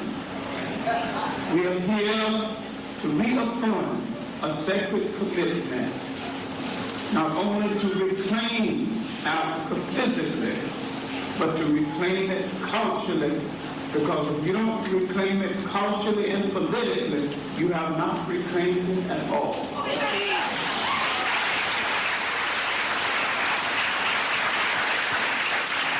With this said, I am pleased to announce that this fourth annual conference of the Society for the Study of Classical African Civilization is over. The conferees heard a series of lectures about various aspects of African history and culture, as well as its implications. These presentations were made during a 3-day period. It's been about 10 years since I first met Dr. John Henry Clark and Dr. Ben Jekinen at a time which I gave my first lecture on melanin in a large public setting at the State of the Race Conference held in Los Angeles in 1977. So 10 years is indeed a circle of time to the past, and I too would ask the great brother if I have permission to speak.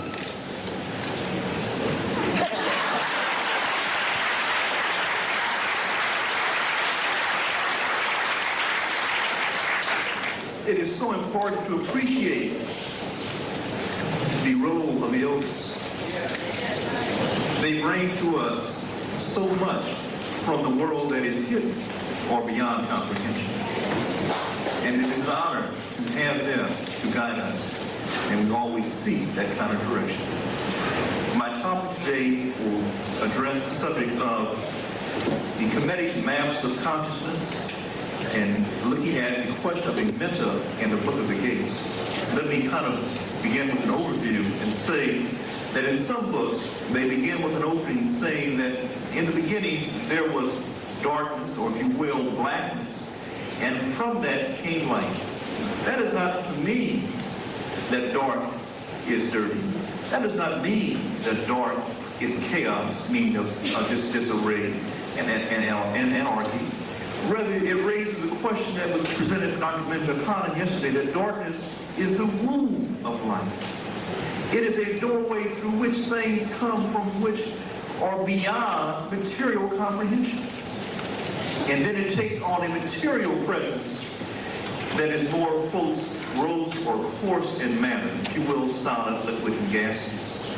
But that blackness is indeed the birthplace through which light passes as it takes on material presence.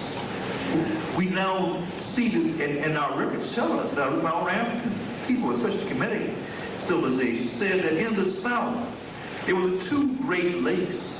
One lake from which would come the Blue Nile, and from another series of lakes which would come the White Nile.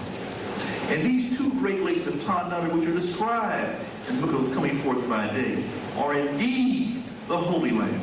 It is from this holy place that the Africans, or what we call the human forms, took on presence. It is from this place that a people who then later developed the left pillar, right pillar, cortical hemispheres, we call the Twa people, or the Anu people, who would develop from an earlier root, and then in excess of 1 million years ago, move out and populate the entire planet over 1 million years ago. All of them being Africans. We are African Americans. Now, some people have real arguments with that. I don't want to get into the argument. I understand between both sides of it, so that's cool. But for the sake of argument, let's just suggest that we are African Americans. And if you don't believe that you got a lot of American in you, check you out as opposed to your brothers and sisters over here. Check out the kind of disrespect we show to each other over here. Check out the kind of imitations of Europeans that we do inadvertently. Look at the kind of reliance on certain kinds of lifestyles and certain expectations that has come about by virtue of our enslavement. Let's understand that 400 years of that experience have made us Americans. Not Euro-Americans, but African Americans. We are still Africans, but we have a tribal experience that must be taken into account, because it is the slave and the American reality that's causing us all our problems. If we were just Americans or just Africans, we wouldn't have any problems. If we were only African people, then there wouldn't be a ability to appreciate African scholarship. If we were only Africans without a very thick disease of Americanism and American experience running through our lives and experiences, we wouldn't be involved in the destruction of each other as males and females and walking away from our children, walking from our responsibilities. Come to the Nile, to the black land, kiss the soil of the ancestors where they have kept homage to those who know the secrets of ancient Kemet, those who know to rise. We invite you in Ascaq to rise to your heights, the highestness of your resurrection. It's not something that will just start now, but it's a progression. It's a journey. The journey means the boats that you see in the artwork that continues to move and to travel. Homer used to say that Kemet was the origin of Western civilization, which was simply the Greco-Roman civilization at that time. In other words, we can appeal to the Greeks themselves, who tell us in their own words and in their own writing that they borrowed extensively everything that was of value in Greco-Roman culture from Africa. So we didn't have to wait till George G.M. James wrote Stolen Legacy. The Greeks said that they had taken that legacy in the first place. Plato argued that there was a genetic relationship between Greece and Kemet in the heroic age, during the age of the Greek and the Greek heroes, and even before the age of the Roman heroes, and modeled much of his own work in the Republic and in other writings after the institutions of Kemet. So, for example, the guardians in the Republic bear a remarkable resemblance to the Kemetic priests. The academy that Plato talks about looks exactly like the temple school in the Kemetic Valley.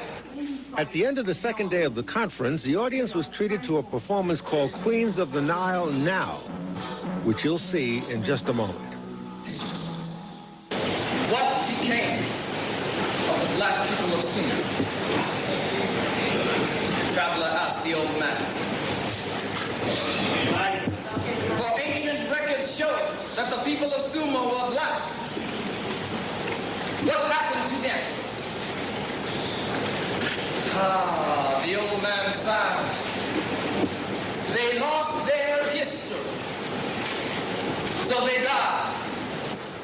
Come, join me in summoning our ancestors by repeating the chant with me. Come, Africa. Come, Africa. Come, Africa. Come, Africa. Come, Africa. Come, Africa.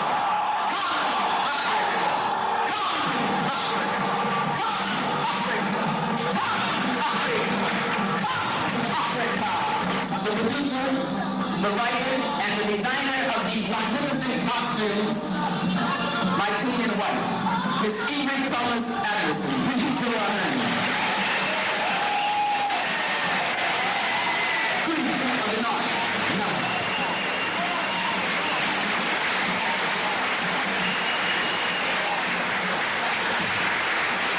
Thank you very much. It has certainly been our pleasure and honor to bring Queens of the Nile here to the Nile to present to the ASCAC members.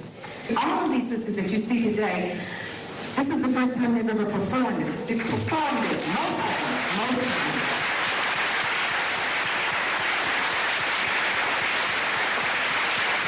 They are queens from your region, and I think they did a wonderful job in 2 days. I said 2 days, is that all they did for 2 days?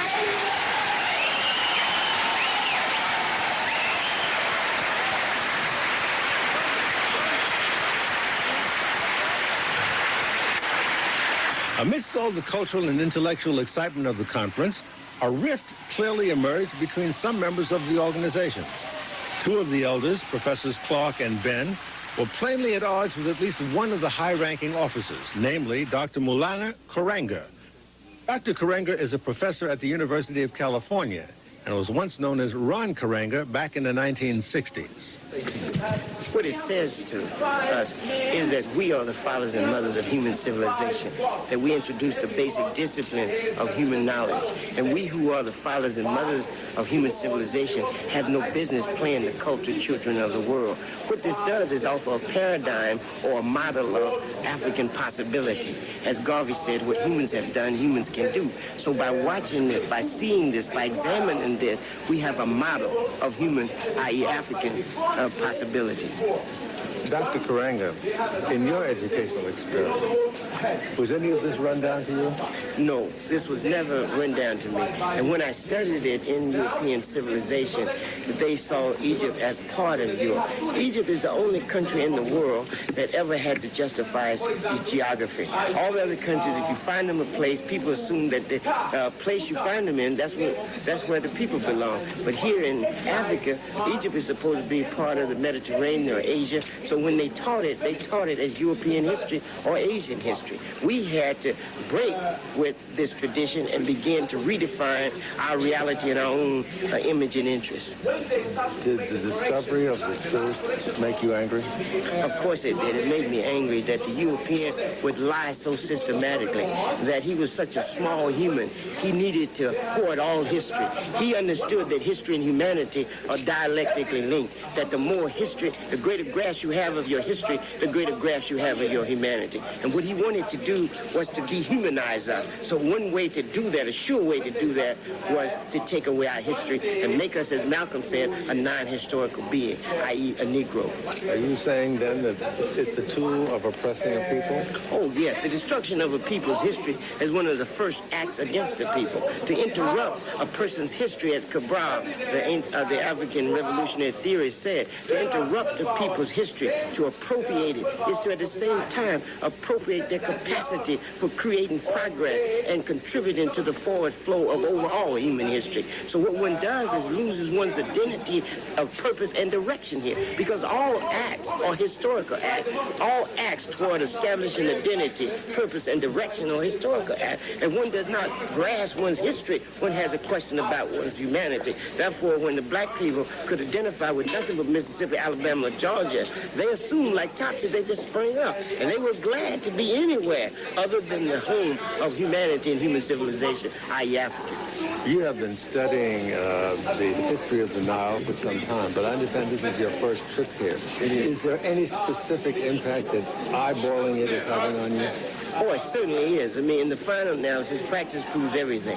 And just to come back is a kind of spiritual experience, especially to come back with ASCAC that Jake and I first founded along with other co-founders, to put together a project like this, to bring back home 1,000 people, is a spiritual experience in itself. And to see all these people interested in rescuing and reconstructing our classical African civilization is an upliftment for me. And it certainly would deepen my appreciation for the project ASCAC, the Association for Study of Classical African Civilization, is involved in. At the conference, Dr. Karenga argued for a particular interpretation of ancient Egyptian culture and religion.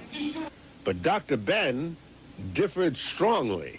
He wrote the Hosea, a book he called the Hosea, which he took from various ancient books, holy books, sacred books of the Nile. He rearrange and interpret as he see fit the sayings from these different books. He wanted me to endorse it. I let him know I can't endorse it if it was a book that you say to inform people, I could endorse it. But when you want this to be the canon book, the book. What does that mean, like the Bible? The Bible, the sacred book of the organization. And I felt that ASCAC should have no sacred book. People should be allowed to be Christians, Muslim, Buddhists, anything they want. But we should get information to them to let them know what all these things are, where they came from and the source. That created a hard feelings between the brother because I refused to endorse the book. And the brother then started to insist that it be adopted as by ASCAP as the divine work.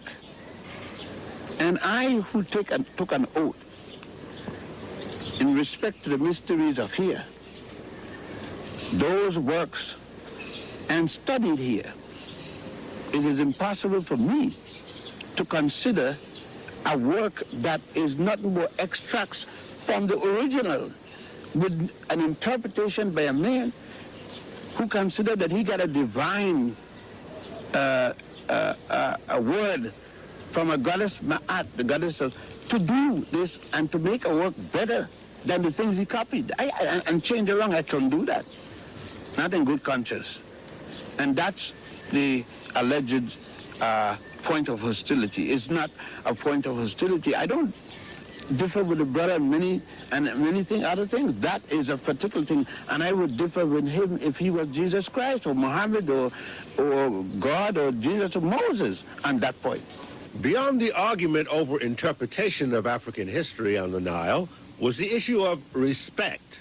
in my case, I didn't even mind about the respect, because I said, respect aren't demanded, respect is earned. The vast majority of you, as you see yourself, the people show me that respect. It is, you see where it is, Gil? Since I'm not hung up on this doctor business, since I write in a vein for the masses, since I've been fighting that we not be addressed as doctor this and doctor that we address as brother and sister, so that all of us would have the same status. All of us would have the same camaraderie. And nobody will feel that because he's Dr. So-and-so, he have more input. They can't see that. Some of them feel, well, I work for this and I'm a scholar and all this kind of thing. You see, that had never been anything for me, because my father reminded me that most of the people that give out doctorate didn't have any. They didn't even have a degree. Degree started by a man who didn't have one. He has a right to be resentful of people who come into the field and establish themselves as authority, who wasn't even born when he entered the field. That anger is justifiable. Some in ASCAC saw it simply as the normal friction involved in the changing of the guard. It is difficult to turn loose sometimes that stage that represented your flowering, and so that's the way I interpret what happened the other night. Just that he does not like stepping down. That's right. He wants to remain active, and I think he's just afraid that when he goes to this next step, there won't be anything for him to do. But I have always tried to assure him that my concept of eldership is that at that point, you are at your most valuable position for the community. There's a certain degree of paternalism that develops over a field of knowledge that you have been the sole pioneer in for a very long time, and a sense that other ways and other people and other perspectives of doing that thing is suspect. I think that's a part of the stridence that comes along with age and pioneering and long-term commitment to that. That's one aspect of it. The other aspect of it is that there's a certain arrogance that goes along with youth and an unwillingness to give proper respect to those who came with limitations, but sincerity nonetheless. And the inability to reconcile those forces, that is the stridency of age and pioneering spirit and the paternalism that goes along with that, with the kind of eager enthusiasm of the young scholar who is coming along doing that. And I think that the pain and the conflict that seemed to have been reflected in that presentation has to do with the conflict of those energies which are confronting each other.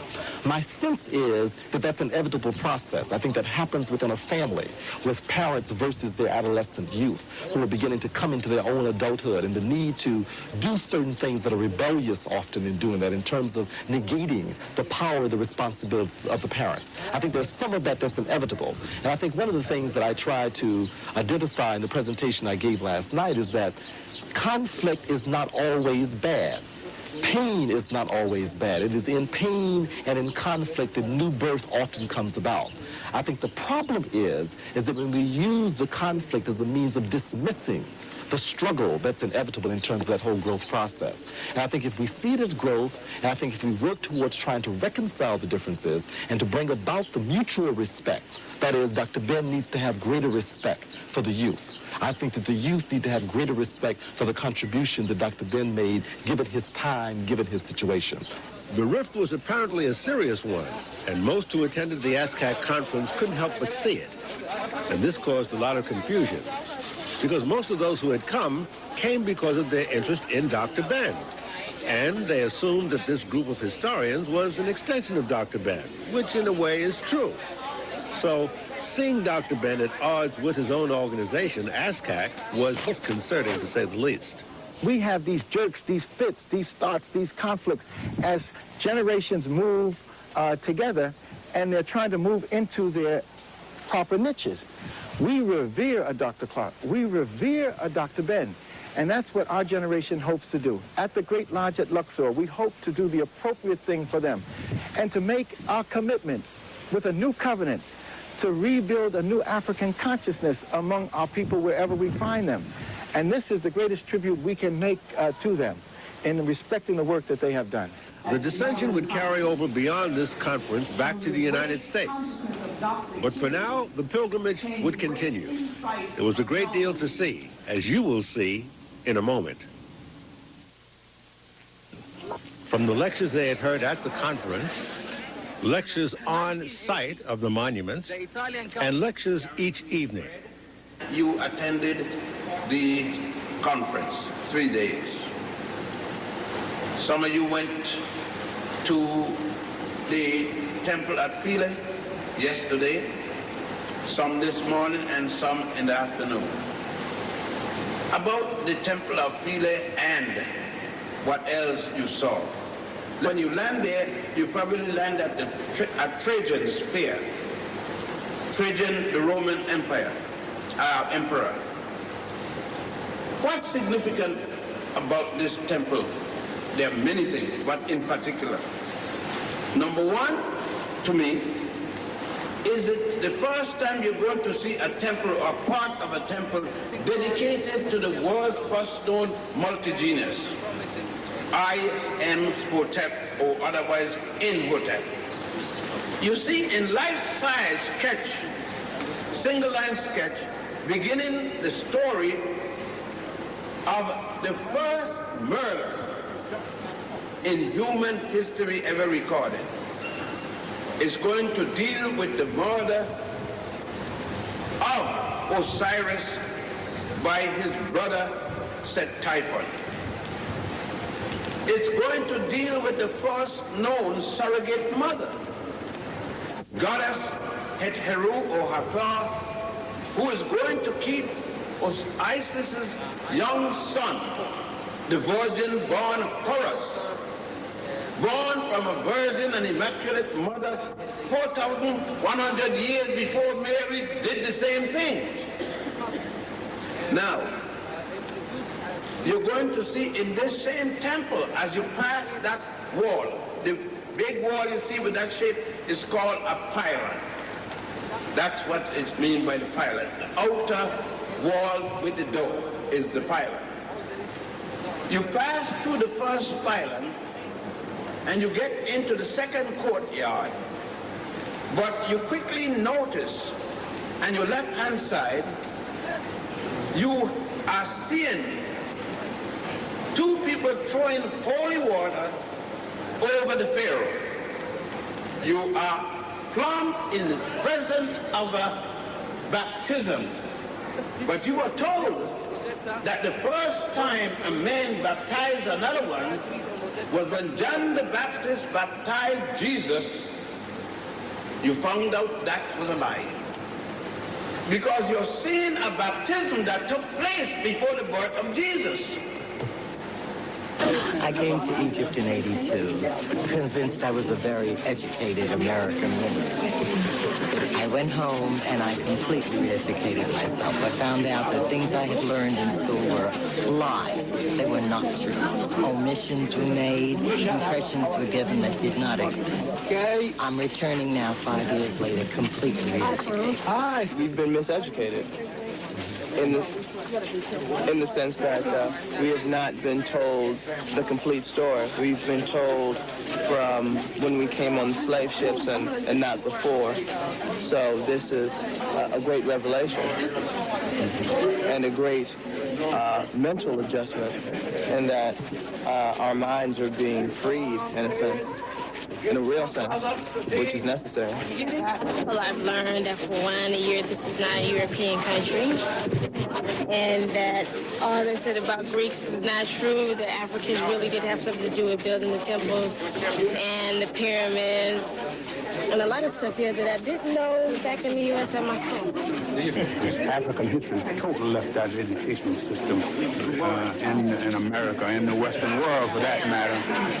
That is why we have to establish independent black schools, such as the one that's in New Brunswick, New Jersey now, the Naira Institute.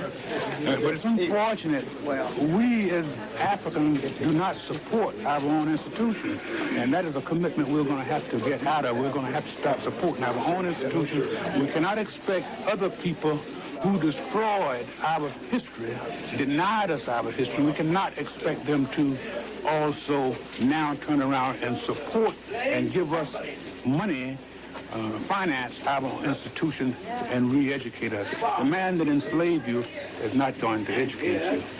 You are facing to that separate building on that side. They call it the First House.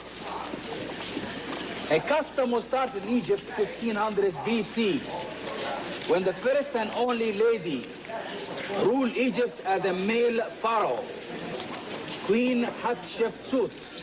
That was in a glory time of Egypt.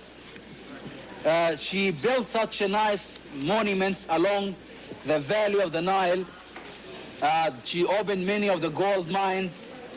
The trading expeditions to East Africa was recorded, her famous journey to Punt, and also with all of that, she ruled Egypt for 21 years. The temple was built in the West Bank. They call it El Deir el-Bahari, or Queen Hatshepsut Temple, you'll see that. And she proved her right to the throne of Egypt in that way. When you look at this island, and that everything had to be brought here, we're actually observing one of the great labor systems of the world. What kind of barge brought all of this equipment on this island, all this stone? So they had some intelligence in the use of weights and measures that we don't have today. They also had some intelligence in chiseling and putting things in place that we don't seem to have today. Most of what you see is ashen masonry, and that is building without cement. There's nothing holding this thing together except the proper placing of the weight on other weights in order to create balance.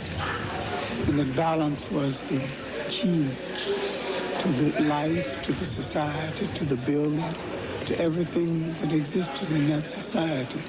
Was a matter of balancing one thing. Most of the pyramids, there's no cement holding all that brick together. So they held together by balance, and it's been there 5,000 years. We can't do that today. This temple, great temple of Isis, well known in the history, this was the last temple in Egypt. They worshipped to Isis till 396 AD. And after that time, it was converted as a Coptic church and a Coptic monastery. So this was the last Egyptian temple, last temple worshipped. They found on an island facing to the old location a cemetery for the priests. In the 4th century AD, for the Isis temples. Or the same way also, the name converted. May be like the native, the Egyptian name. They call it the Ptolemaics Phila, which means land of friendship, land of brotherly love. So that was, which is the name after that time. So the old name, this was the original island, and whole temples were all half a mile away from here. The elevation of the original island was much lower than this level of this island. In 1902, the British built the old dam on the bed of the first cataract of the Nile. And that was the purpose, to have about 1 million acres planted in the delta of the Nile with cotton and for that, in that time when the old dam being built, this area was converted as a reservoir area. Suddenly, the original island and the temples were flooded. The archaeologists and everybody interested in that monument, they worry that the temples being built with Nubian sandstone, the damaging was started in some places. For this reason, for the fact, with a big appearing from UNESCO, they saved the temples. It was quite an engineering feat. They built a huge cofferdam, 2 big sheets of metals around the original island. The divers, the Navy's divers, they went to the bed of the Nile They clear the silt. They took photograph for everything. Then inside the coffer dam, they start to build a great pumping line. They pump water from inside the coffer dam until it's converted at a dry place.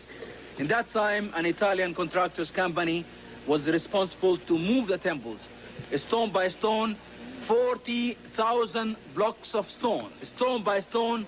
This project finished in 10th of March, 1980, at the last international cooperation to save the temples.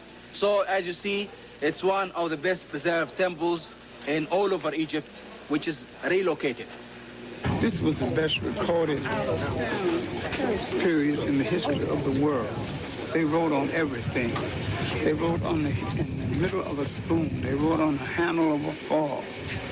They wrote on everything. Everything had an explanation as to why it came into being. They left it for all the world to see. There should never be any doubt as to who they were and what they did, because they left us a record, and signs and symbols and in their writing. Till 800 years ago was in south of Aswan. That Nubian kingdoms were still the Nubian kings' names, a list known even for the late time. So that was a kind of when the Romans...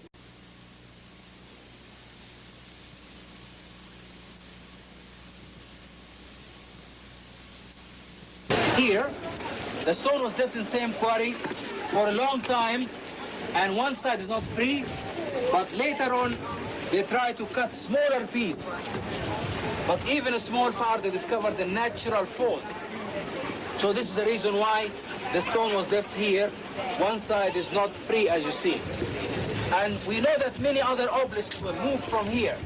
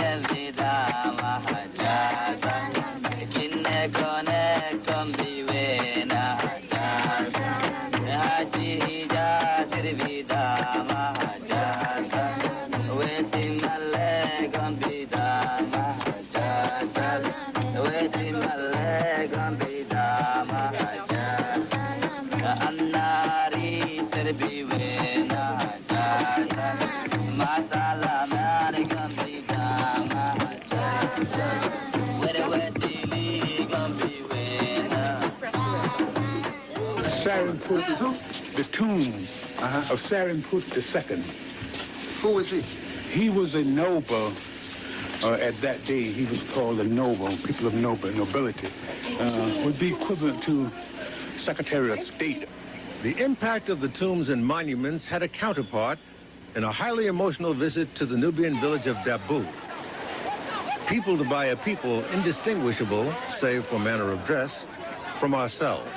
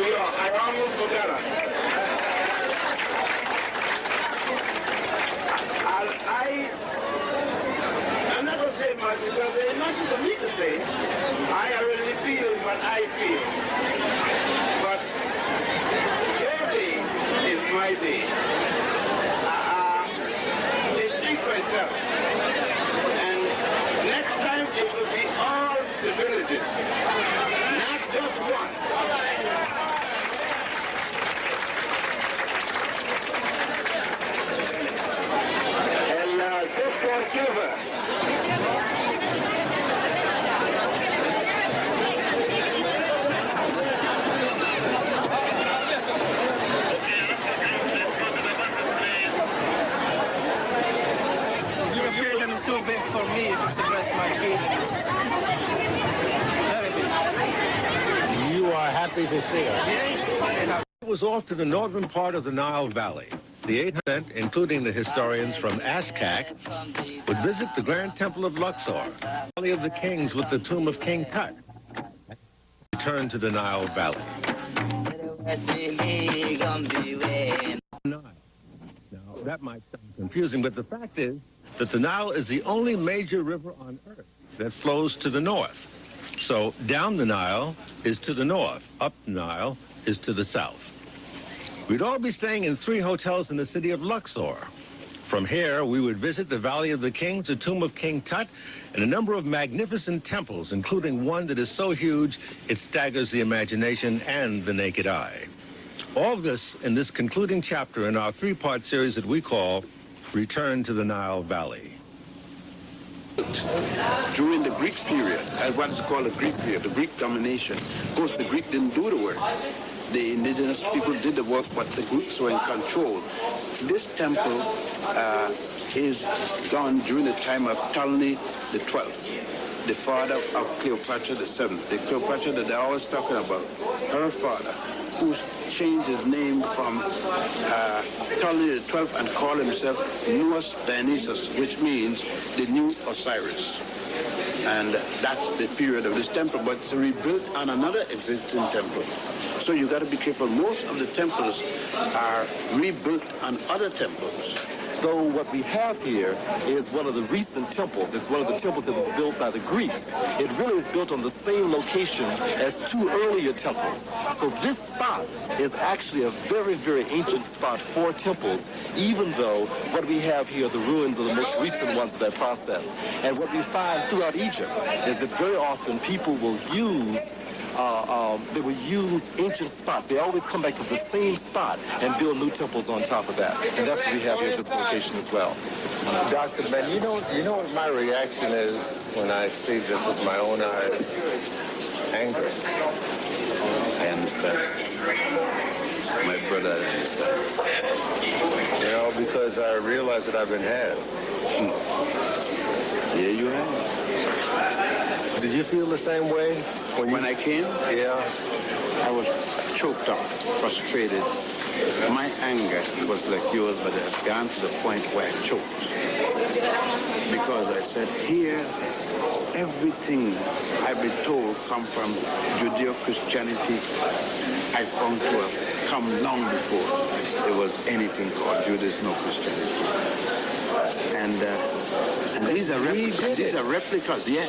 We've done it. Yeah. And you see the imagery, and they try to deny this. That's what this is the tragedy of slavery.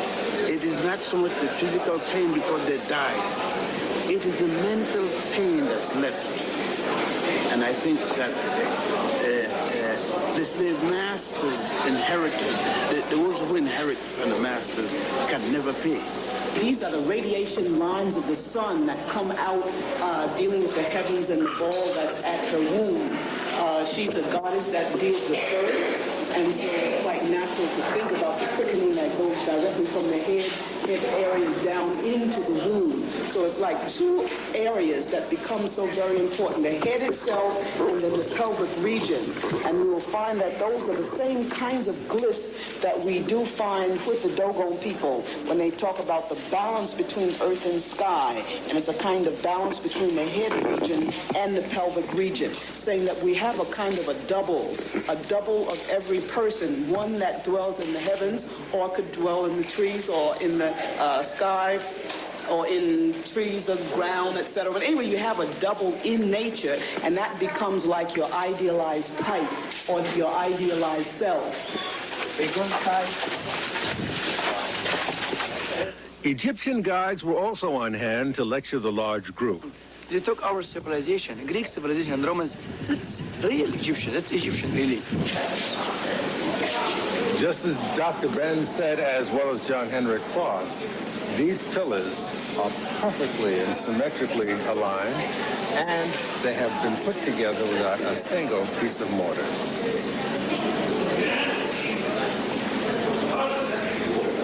Dr. African man, how did they actually do this work?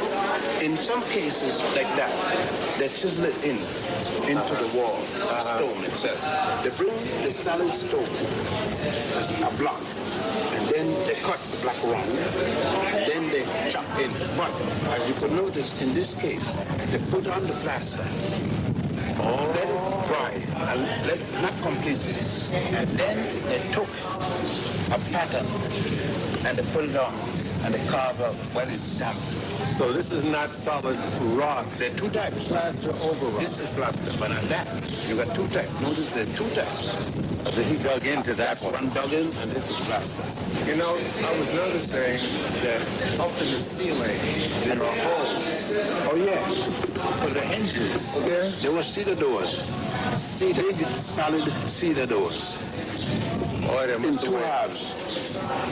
And this was all colors. Because I see some of the ceilings. Yeah. They were also beautiful colors. My brother, this was all. This is called Hippo-style hall. In each entrance, you could see the snake, and sometimes snake with a crown of Upper Egypt and double crown of Egypt or upper Egypt with lotus flower behind it. This is in any section. When you go, if you go behind on the entrance of the temple, in the back, just behind the wall, the back door itself, you see that on two sides. That's the caduceus. Yes, the modern day symbol. The modern day, yes. It came from here? It came from here, yes. Yes. Oh, right. Romanized. So you mean the white people were not the ones who invented all this medicine? No, don't believe that. Here you have the baptismal or purification of the Pharaoh. The god Tahuti or Tut, the god of the scribes, along with god Horus, baptizing the Pharaoh Ptolemy 12. The baptism is done with holy water. The water is symbolized by the Ankh and also the Was, W-A-S.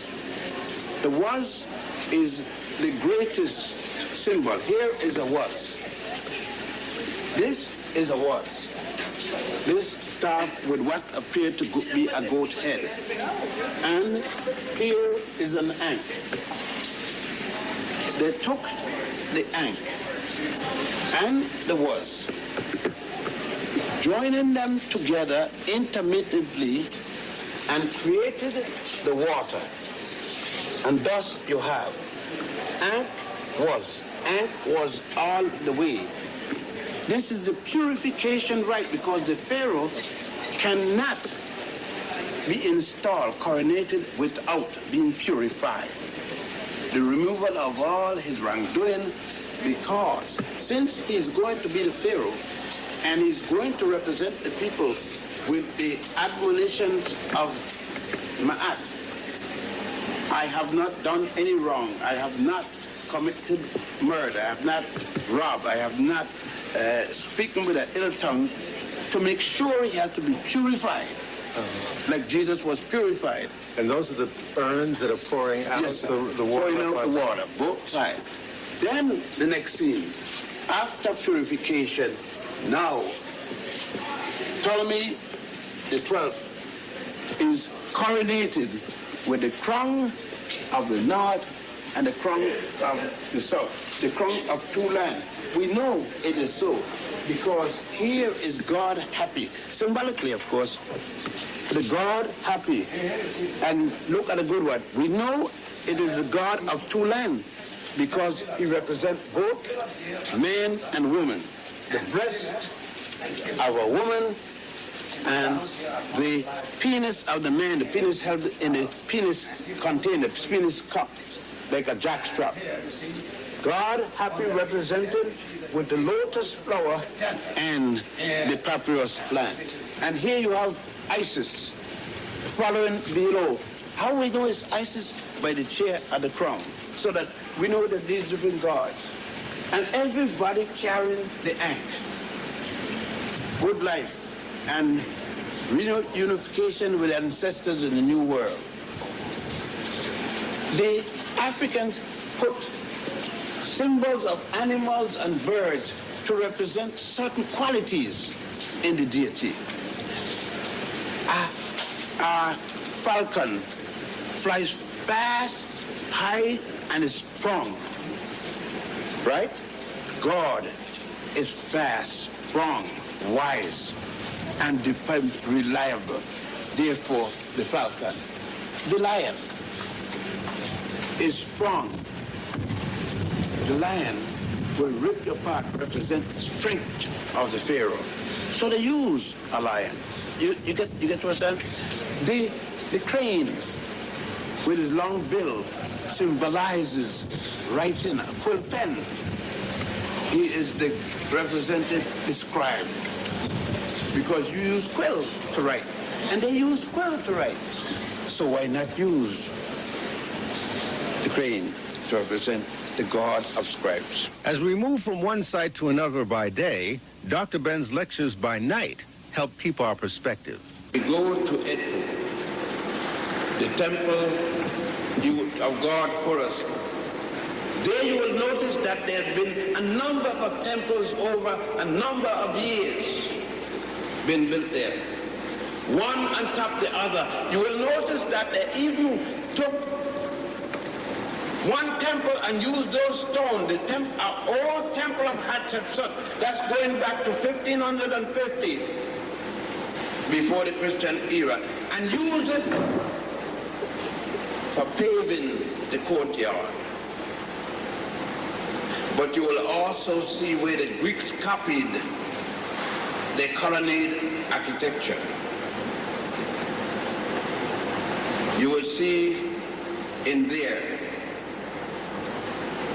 the great green marble statue symbolic of God Horus, represented as a falcon. We're in the crown of the north and the south, the two lands. In there you will see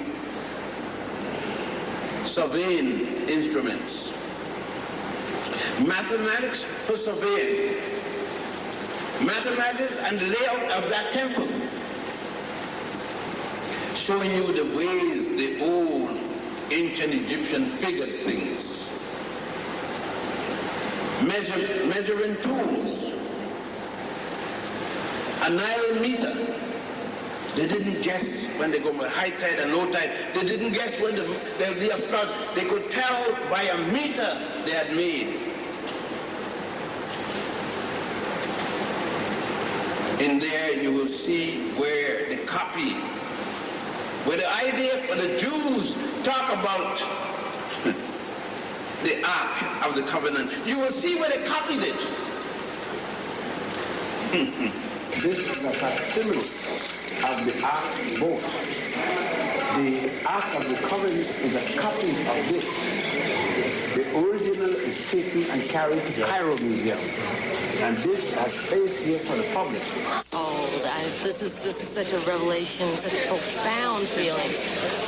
We've been told, of course, by Dr. Ben and Dr. Clark and all our elders that we can trace our medical history and healing art back to, of course, our ancestors in Nubia and Kemet.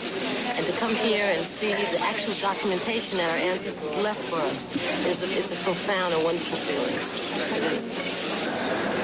And you ask why I'm mad in the United States every day.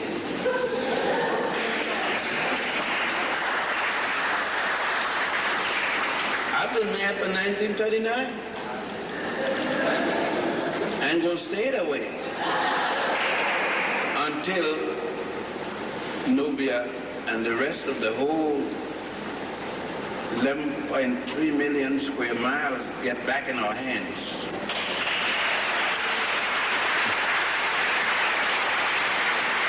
Let me mail you. And St. Patrick, take the Vatican and St. Peter's Basilica and the square, add it together, and you could put it in one corner in the temple I'm talking about. This is the temple at Warit, W-A-R-I-T, now called Karnak.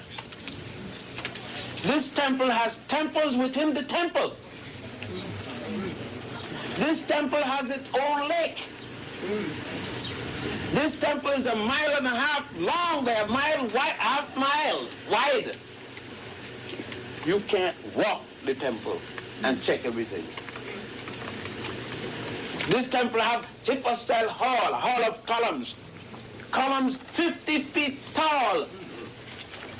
Take 6 of the tallest men here, holding finger to finger, can't span it. Each column, not a matter, no mortar, all cut stone. You can't take a sheet of paper and push between the joints.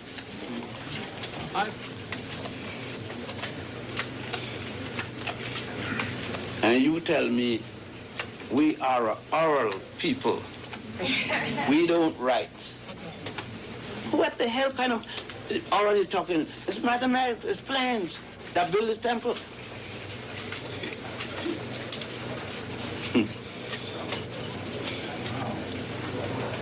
This is the temple that you're going to find most of the obelisks all over the world, especially in Rome, where they now put cross on top of them, came from. The one in Central Park called Cleopatra's Needle, got nothing to do with Cleopatra. That's the obelisk of Thutmose IV. It is in here, in this temple, you will see God mimicked in his royalty. In this temple, you will see the obelisk of Hatshepsut and Thutmose III. It is in this temple a few young people in this audience will be in the whole group married. You have come before this gathering stating that you wish to be joined together. In the tradition, we do not join 2 people. It is not the custom anywhere in the continent of Africa to join 2 people. We join 2 families, 2 villages, 2 waters.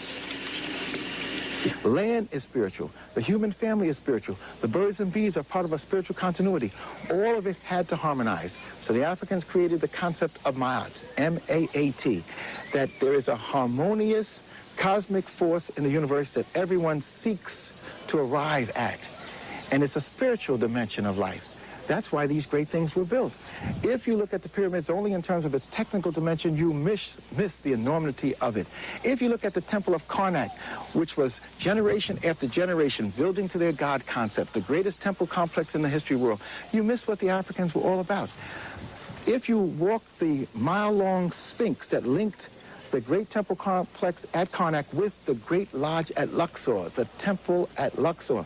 That was the great university center of the world, where there were tens of thousands of people learning how you move from a low level of consciousness to the highest level of godliness within your human context. The arts, the healing arts, the scientific arts, the arts of studying the universe, music and whatnot was taught in the Great Lodge.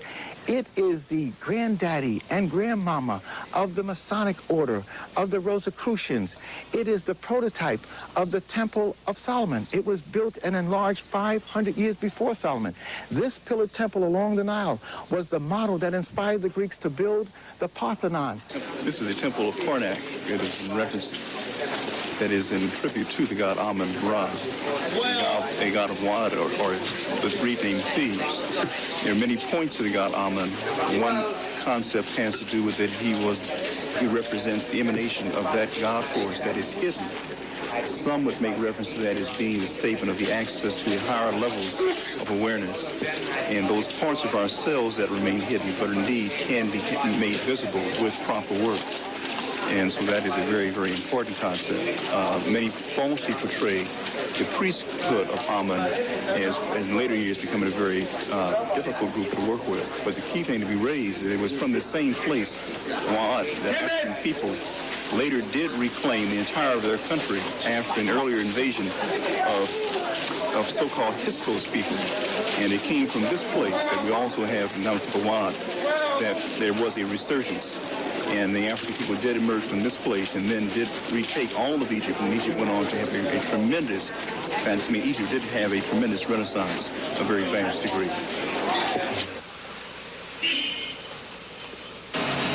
we are at the temple. It's called the Temple of the Grand Large here in Luxor, the Temple of Ammon.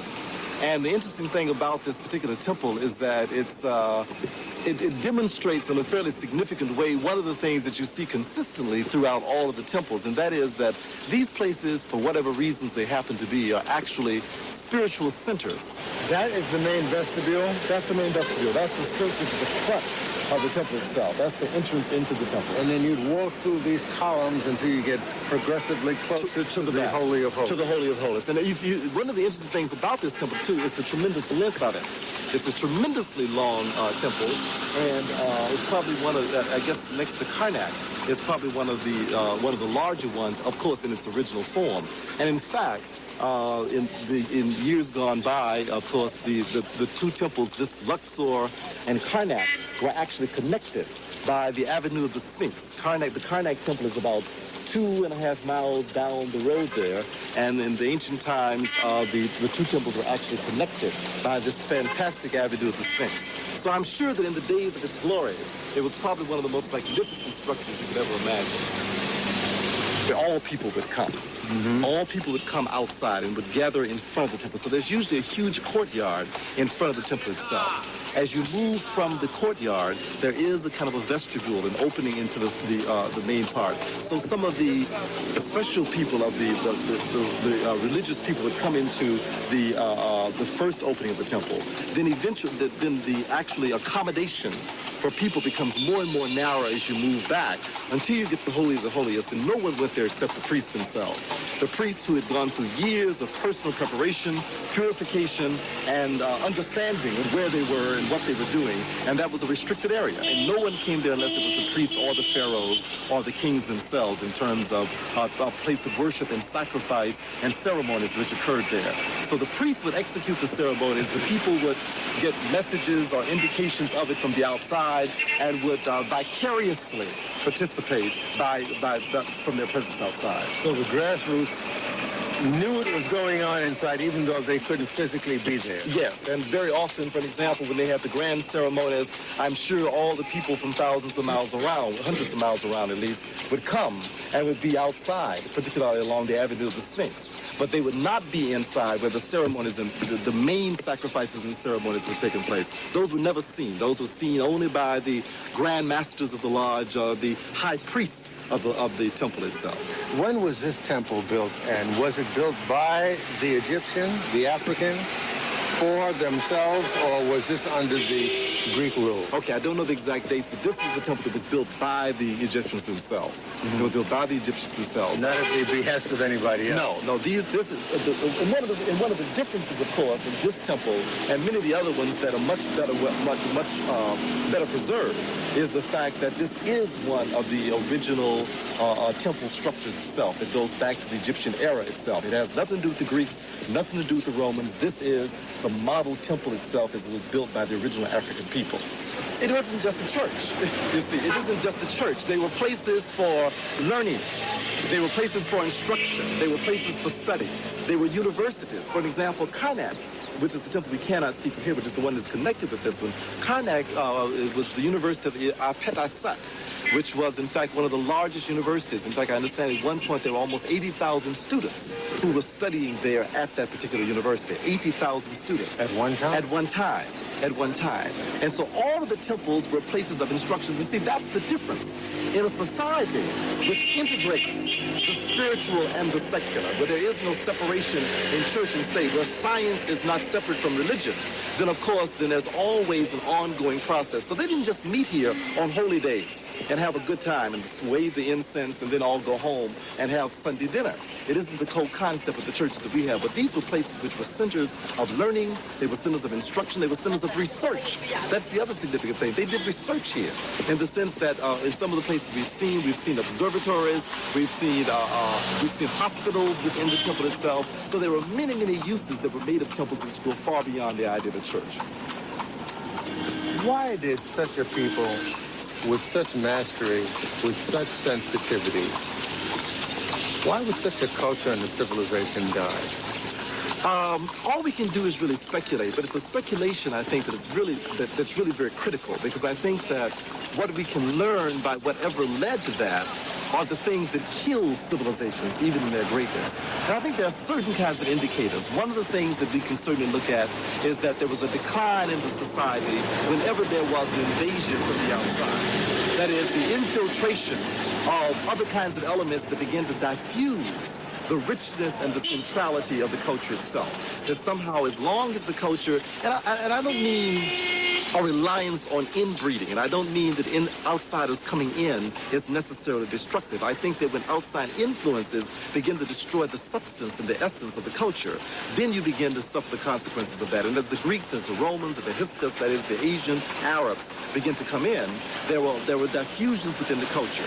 There were resurgences in the Egyptian culture, the Kemetic culture. That is, the culture regained its strength at points when those invaders were able to be thrown out. I think it's a very dangerous...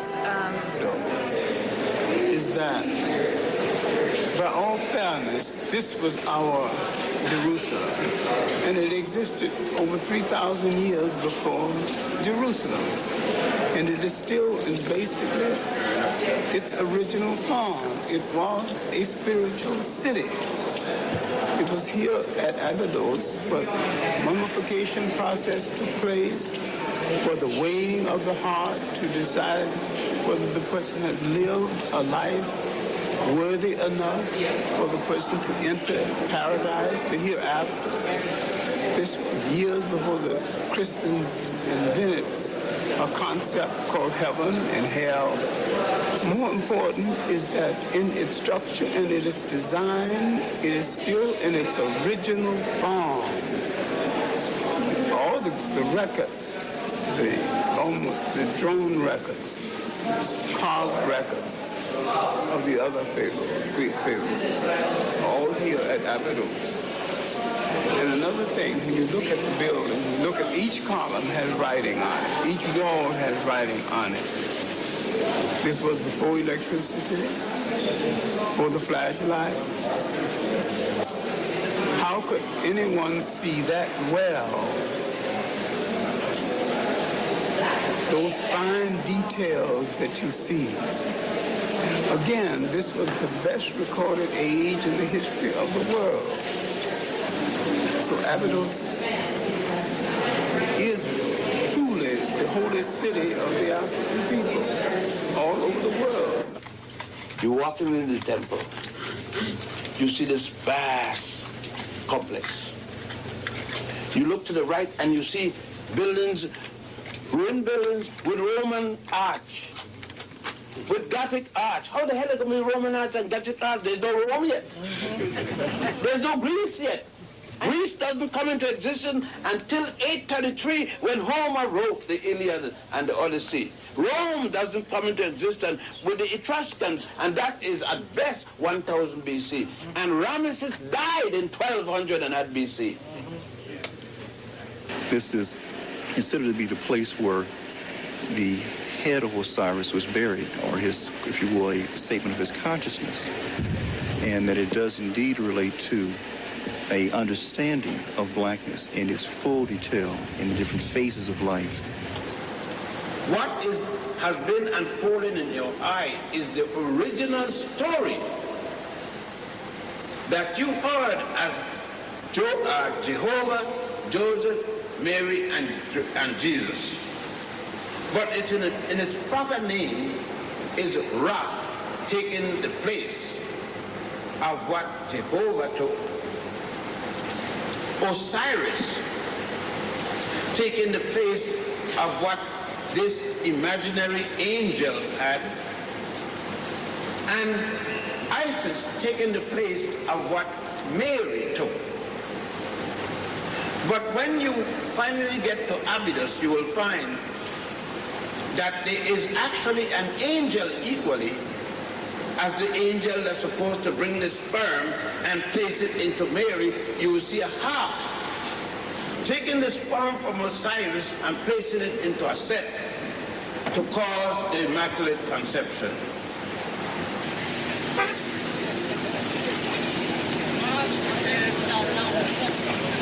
En route to the Valley of the Kings, the colossal statues of the pharaoh Amenhotep III and his queen Tai. Awesome in their proportions, made of sandstone. The Valley of the Kings lay just beyond. Perhaps the most sensational tomb in this valley is the tomb of a king who died in his youth. Like It Is did a documentary on him back in 1978. This is the Valley of the Kings. This valley had already given up a great store of tombs of Egyptian rulers. Archaeologists explored and dug up the length and breadth of this Egyptian valley until November 4th, 1922, when workers uncovered a single step that led downward. So down they dug until they found a door behind which lay the long-sought tomb of Tutankhamun. Behind that door was a room that was filled with artifacts and relics that had been placed there when the young king had been buried.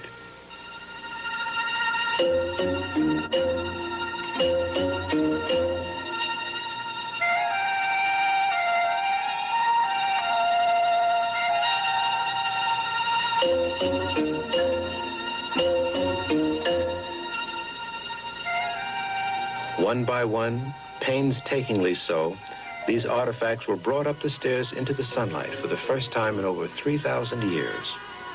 It would take several months to label and categorize and then pack away each priceless piece, several of which are now here in New York to be seen. It was a sensational find. However, not many of the people were aware that these pieces had been created for a tomb, not to be seen. What kind of artist would create such an exquisite work for no one to see?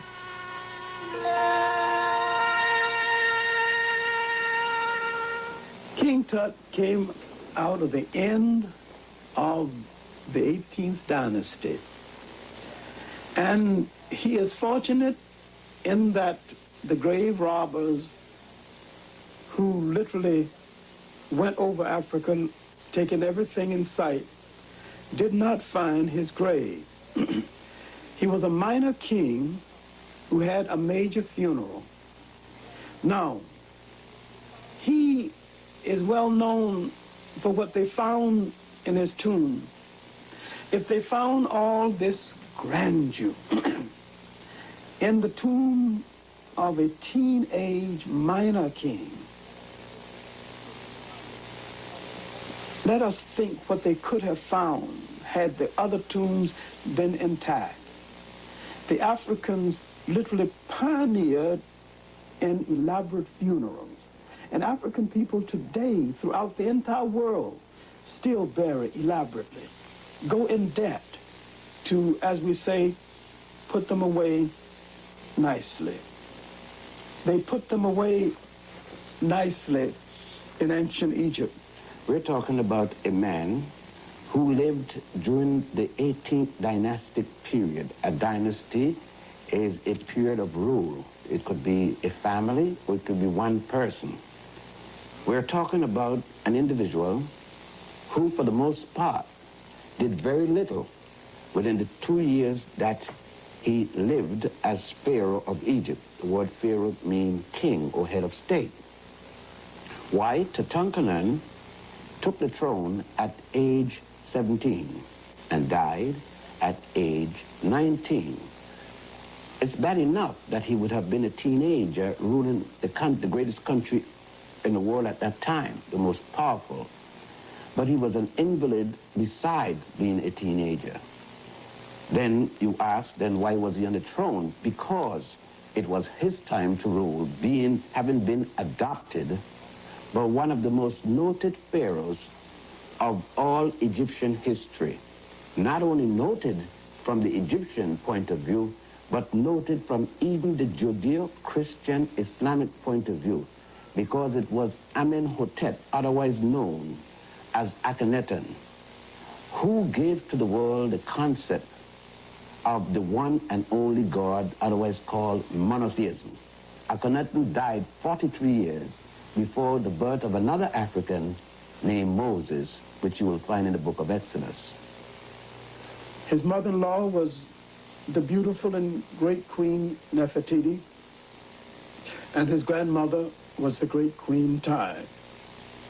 He came out of one of the most responsible and one of the greatest royal families ever to sit on any throne of any country at any time in the history of the world. This is 18th dynasty. That's important because that is clearly a native dynasty, and as I've indicated in other places, it had its origin with Second Enre,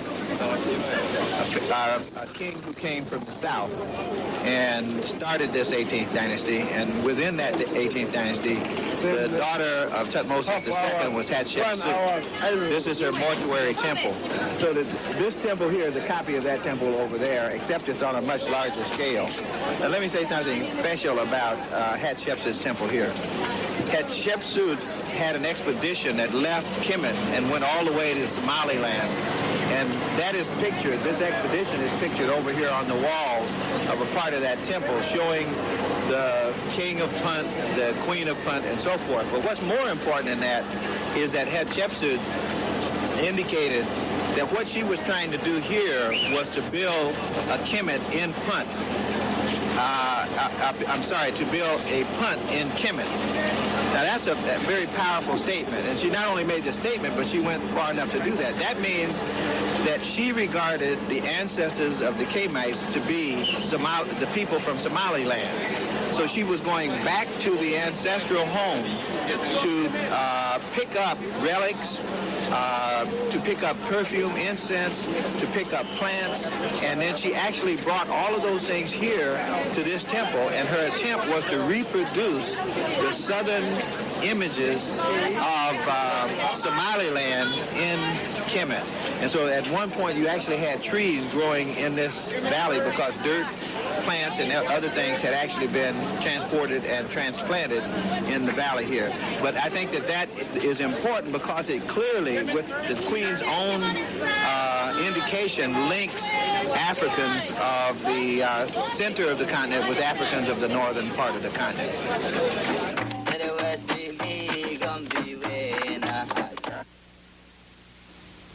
At last, the brick had time to sort out the reactions to all that had been seen and experienced, but all agreed that it had been overwhelming, especially because the educational experience for most of us never associated this kind of achievement with Africa. We have come back from a 400-year bondage, and now we're back home, 9,000 miles home. And it shows the coming forth by day that we're coming home. We're here, and we got to take it back. Egypt is just something too beautiful for words. I've come home, and I think the conference, one of the beautiful things about the conference is the range of ages, especially the children. I have a nephew who will be 3 this month who's named after the Nile River. His name is Nile, and I would like to think that one day he'll be able to be here and understand the significance of the name that he carries. It's coming home. How do we get on with the process? Because I truthfully believe that we're a part and we're supposed to be here. So what's the next step? What's the organizing process? And how do we get on? I feel comfortable. Feels like it's home. It's a real spiritual thing to see the ruins, to see Ramesses II. Our son's name is Ramesses, and it was great seeing that. I'm going to bring my son here so he can see him. Other than the heat and Arabs and Cairo, it's great. The architecture alone was enough to numb the senses. Even more important, we learned that the architecture, awesome as it is, was not the sum and substance of what these monuments, temples, and tombs were about. Coming out of this sun and this valley that harmonized and reflected the beneficence of God, the Africans created a tribute to God, and that's what all this represents. And it definitely does not reflect the value system of the North or the Europeans or the value system of the Sand people, many of whom come out of the Arab culture, because the Africans balanced things out. The male and female principle were balanced. That's why you see a temple to the male principle, a temple to the female principle together. They put the female at the center of their spiritual value system. Other cultures of the North put the male at the center and they dismiss the female, and the Sand people do the same thing. So these monuments, when you look at the values that they represent, could not have been done by people who come from the northern cradle, because they do not reflect that male dominance. They reflect the harmony between the male principle and the female principle, which is what the Africans have always built their culture around. In addition to the historians, the group had also been fortunate in being exposed to the many well-respected men and women with expertise in other fields, who gave additional context to the implications of this trip. When I came, I was hoping for an opportunity to think through the possibilities of an additional channel of motivation for children of color in terms of the educational experience. And coming here has confirmed that even more, that we have to get away from the notion of at risk and compensation and disadvantaged and all of those negatives, and look for a kind of modality that will open the richness of antiquity to our children, the strength of the power of their people, the beauty of this land, the temples and the tombs. I think that this is a dimension that we haven't looked at, and we must. And I'm not thinking in terms only of children that we call middle class because their parents have the money to finance this kind of a trip, or even a child that we might consider gifted or very bright in the Eurocentric notion of what that is. But I'm talking about the large numbers of our disaffected, disconnected adolescents in the mainstream of our urban cities who can attach themselves to nothing that is positive. I think here is a natural healing for them that we have not considered, and we must. And in that way, I will make efforts to connect with others who have had this experience and to see if it's possible to get our legislators, particularly the Black and Puerto Rican Legislative Caucus, to initiate programs of education with funding that will give us this added dimension for our youngsters. One of the reasons that I'm here and my whole interest in Egyptology, my interest in African history, is predicated on my presumption that the one thing that immobilizes us and incapacitates us in terms of us being able to use our energies in the kind of self-preservative ways that other people do is this lack of information from youth as well as old, at all ages in our communities. All right, so it's a profound impact. Well, now, I'm kind of slow. You got to break that down for me. Now, how specifically does that work? Okay. Knowledge of what went down here centuries ago. How is that going to affect my behavior? Okay, very simple. One of the things that happens in schools almost from day one is that they begin to tell people who've come from Europe how great they are as a people, how important they are as a people, that they are part of a lineage that came out of the greatness of Rome, the greatness of Greece, the greatness of the Napoleonic era, the greatness of Alexander. Those pictures, those illustrations, those stories, those historical documents, those examinations, those museums, all of those are ways of elevating people's respect for themselves. It says, you are a worthwhile person, and you can do what has been done.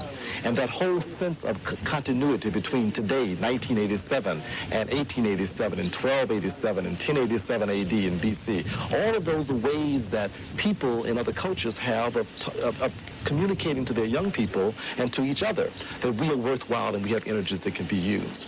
My argument is that we are liking that, and by liking that, we are not able to understand the resources that are available within us by virtue of what we've done as a people. In other words, if you tell people you've never been anything but a slave, you've never been anything but a ghetto dweller, you've never been anything but a failure, you've never been anything but at the bottom rungs of society, then the inevitable result is that that's all I'm capable of doing.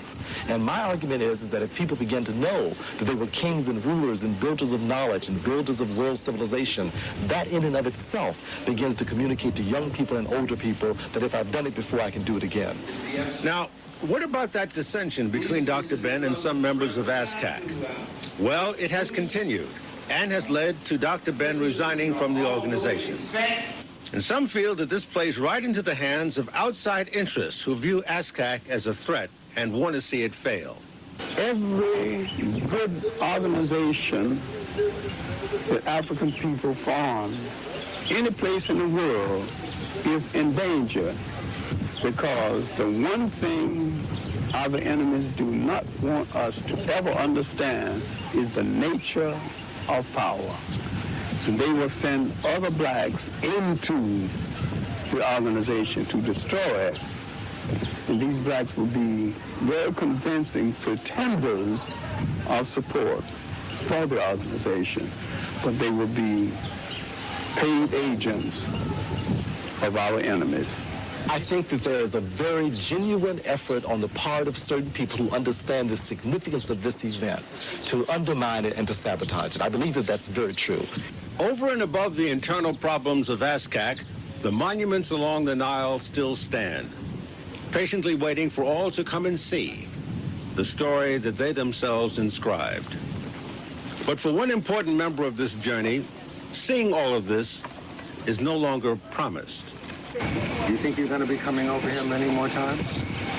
Well, depending on the health and strength, and that means the part of my eyesight holds up, and my health is holding pretty well.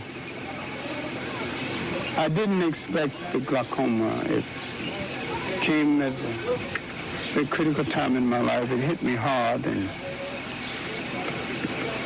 I became a little depressed about it because reading has been a way of life for me. I'm self-educated, so you have to understand what that means. I haven't completely reconciled the fact that I cannot even read footnotes without a magnifier.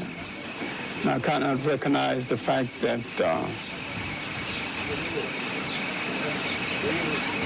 had I known, paid more attention to diet and health, it could have been avoided. But I was rushing, doing so many different things, mostly for other people, that I neglected my own health. And the people that I neglected it for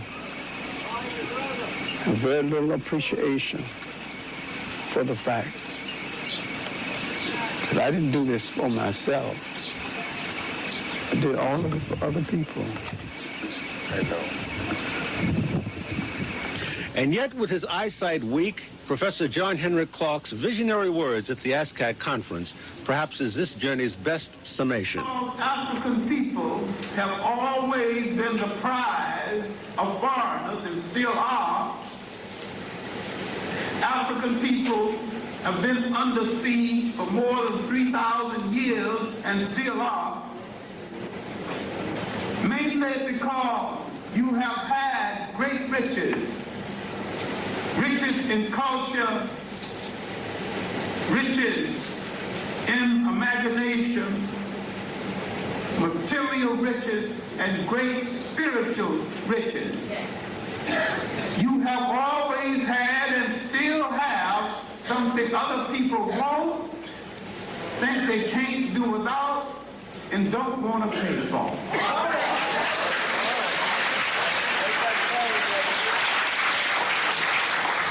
Every conqueror in Africa first came in as a dinner guest because the Africans are hospitable to strangers.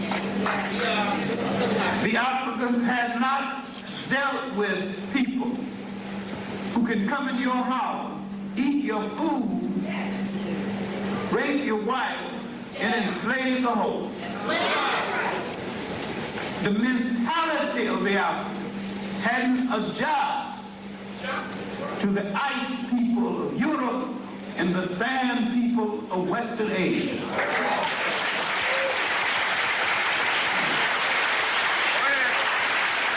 And to this day, he hasn't adjusted. And first on our agenda is to get back our sense of being a historical people and stop answering to the word minority. With our total effort in learning history, which means nothing if all you're going to do is recite dates and personalities. You must understand the philosophical meaning, the political meaning, and the cultural meaning of history. And when you look at all these great states, how they were structured and how they were ruled, you need to say to yourself and your children, if I did it once, I'll do it again.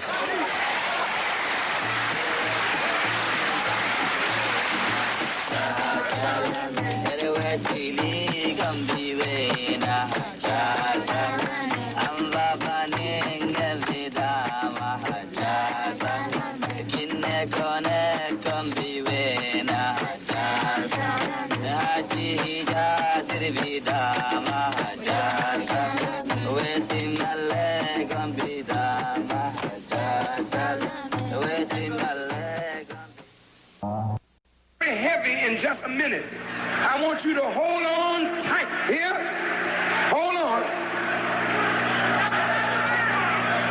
They don't have the power to condemn me, so they falsely label me. And they use the stranglehold that they have over the government. Did you hear what I said? The Jewish lobby has a stranglehold on the government. 246 members of the House of Representatives are honorary members of the Israeli Knesset. And 46 United States senators are honorary members of the Knesset. This is why whatever they want, they get it, because the president himself is actually punking out to the Jewish lobby. The president.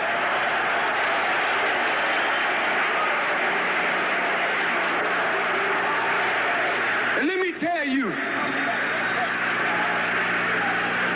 selling America right on down the tube. Not only don't they want you to hear what I have to say, they don't want people to hear what I have to say, because, my dear 5% brothers of the 5% nation, in your lessons, who is the 85%? Who is the 10%? And who is the 5%? Look at it. If you notice, no color is used in the number. 85% of the masses of black people have been deceived. 85% of the masses of white people have been deceived. 85% of the human family of the earth has been deceived. And there's a small clique of 10% who know the truth, who know the living God, but are bloodsuckers of the poor and keep the poor ignorant to the knowledge of God and the knowledge of the truth. Bear with me, because it's going to get a little heavier than what it is right now.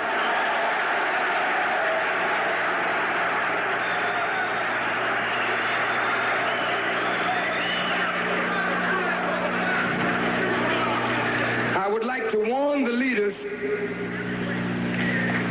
don't do this, because you're making yourself worthy of hell. Just remember, black leaders, what is going on in South Africa. Your brothers in South Africa are trying to get to the real oppressor, but they're killing the buffer to get to the oppressor. And you know who the buffer is? It's these privileged Negroes who become apologists for a system of oppression, a system of apartheid, a system that is unjust. And so I say to all of you, your excuses are ended. Yeah? If you join with the enemies of truth, then you will put yourself into the chastisement of Allah. You will not escape. You will suffer great loss, ruin, and ultimately a disgraceful death if you reject the truth and join with the enemies to condemn a man that only seeks your liberation. I say this very humbly. Please listen. I am your last chance. Listen. black leader that ever stood up for you. You helped to kill your own leaders at the insistence of your open enemy. You can't be charged with it for yesterday because we were ignorant. We were not awake. But today, if you join your enemy to kill a just man, then the pain of what your fathers deserved for killing and betraying not turn up, then my basic Gabriel Prosser, Booker T, W.E.B., Marcus Garvey, Noble Drew Ali, Malcolm X, Martin Luther King, all of it will come down on this generation. I'm your last chance. God is ending your excuses. You can't say the brother is not articulate. God makes me to make it so plain, even a fool can't miss it. You can't say he's an ugly dude. God makes me pleasant for you to look at.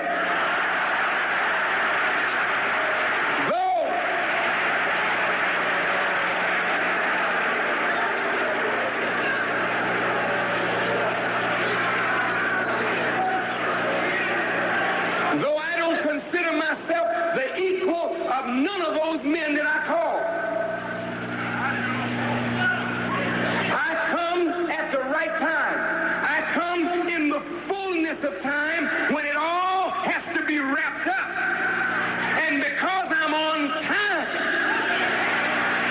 I will be more successful than all those that went before me because the time is right, the season is right, you are right, the conditions are right. We must go free now. Now is the time. Our Klein goes into the subject of economics. There were several camera stops. We have edited what was recorded to make it as sensible as possible. I want you to hear what I'm saying, America, because you kill everybody that will give you the truth that will correct your wickedness. But if you make a move toward me, which you have already planned to do, you have sat down, Reagan, with your chiefs of staff to figure out the Farrakhan problem. I'm warning you, Mr. Reagan, and I'm warning the government of America. This body you cannot have. You have killed your last black leader when you killed Martin Luther King and Malcolm X.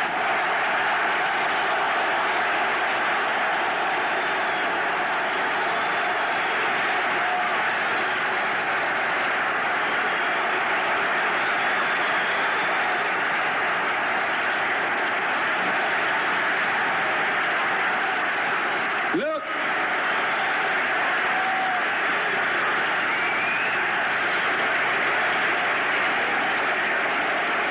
the Jews talk about never again.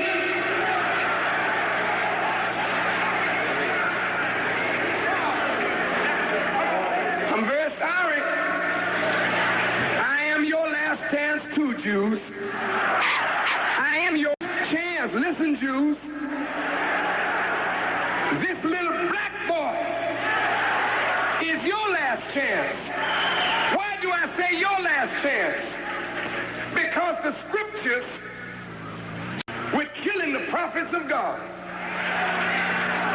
And if you want to show the world that you are better than your fathers, I am not a prophet, but I come in the footsteps of those worthies.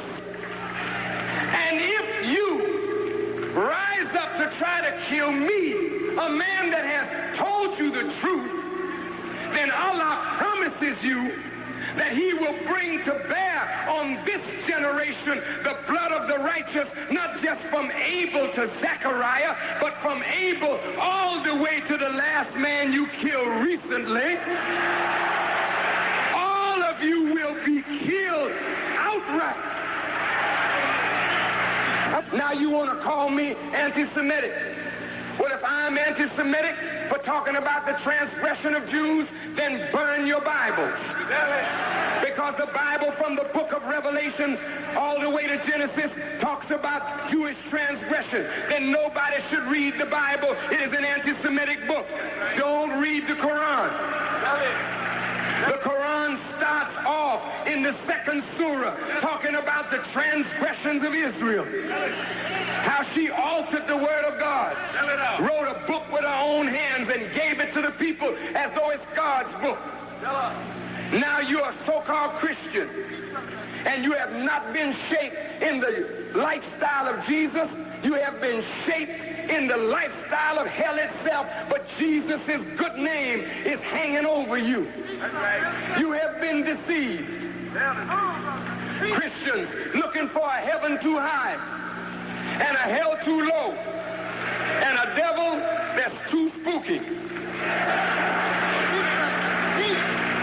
You've been deceived. And they know that we know. And they know that I am not afraid to tell the truth regardless of the cost.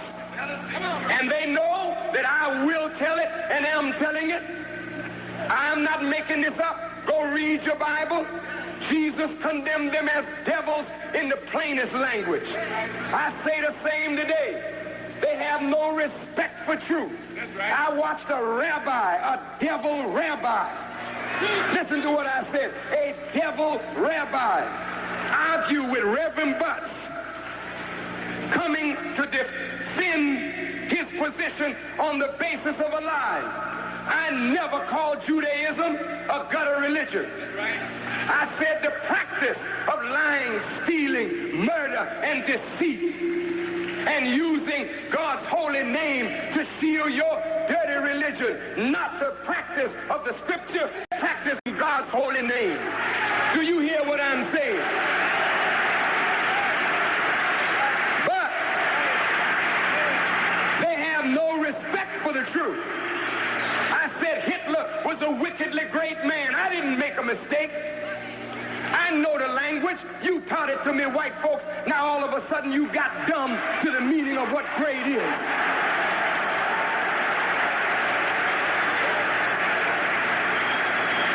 There was an earthquake in Mexico the other day. It was a severe or major earthquake. Then they upgraded it to 8.1 on the Richter scale, and they called it a great earthquake. Did that mean it was a good one?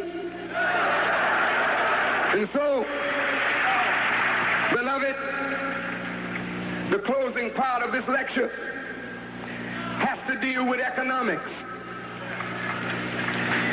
Brothers and sisters, you will never be free as long as black organizations pay homage to others other than you. Jewish control of black organizations has to... Listen, the old Jewish relationship with black people has to be changed.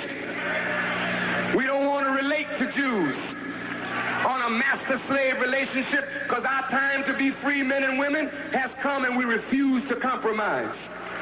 Our black artists got to come back home to us, not under the control of others who suck all the blood from the black community. The artist gets rich and then burns it up in coke because he has no cause to live for bigger than himself. They don't allow black artists to be political, to stand up for their own people. Michael Jackson should take a stand for black people. Take a stand for the suffering people of South Africa. Azania. Prince should take a stand. All of our black artists should take a stand. But they can't because they're threatened. If you take a stand, we'll cut your money. Stevie stood up and made a song. Apartheid is wrong, wrong, wrong. And immediately Stevie, his records were banned in South Africa. And the federal government is moving in on Stevie, talking about taxes. Why the hell don't you move in on me? I'm waiting on you, IRS. Because when you come and you're on your way, I will show you why no black man or woman in America should pay any taxes to a government that will not give us justice.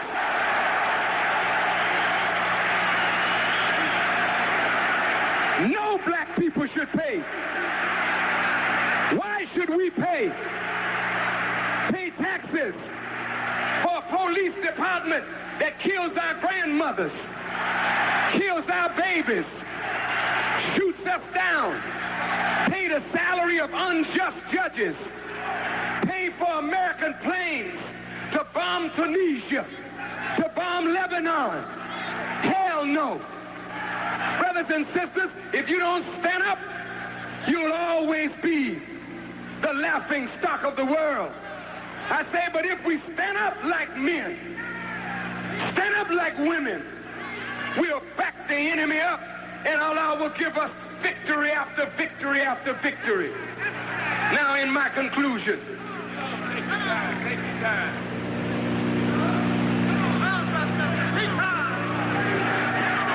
Marcus Garvey wanted us to go back to Africa. Abraham Lincoln wanted the same thing.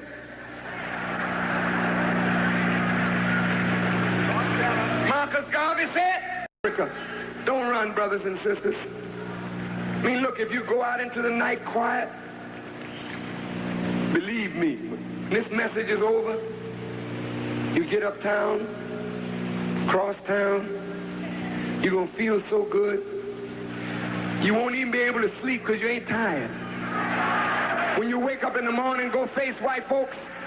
They say, did you go to the garden last night? Tell them I was there, baby. And that man don't teach hate. That man teach black people to love one another. Look, brothers and sisters, a few quick points. Garvey said we should go back to Africa. Elijah Muhammad said we should be separated in a state or territory of our own, either here or elsewhere. Let's reason with those two solutions. How many of you in here right now, and I want you to be truthful, would like to return to Africa to build a new nation for yourself? Raise your hand. Okay, now, I would say, as a representative of about 25-30% of this audience, that's not bad. But the rest of you, you don't want to go no place. Wait, listen now. But that's cool. I want to talk to both of you. Listen, please listen now. It's very critical. If America agreed to ship us all back, and we agreed to go, it would take all the navies of the whole world cooperating together for a few generations to get 40 million people back to Africa. The truth of the matter is, there may not be an African government right now that's willing to take all of us, but there are governments that's willing to take some of us. And listen now, if America said, we know we've treated you wrong, we don't like you, we don't want you, we don't have anything more for you Negroes to do, so we're going to give you Alabama, Georgia, and Mississippi, it would tear America up.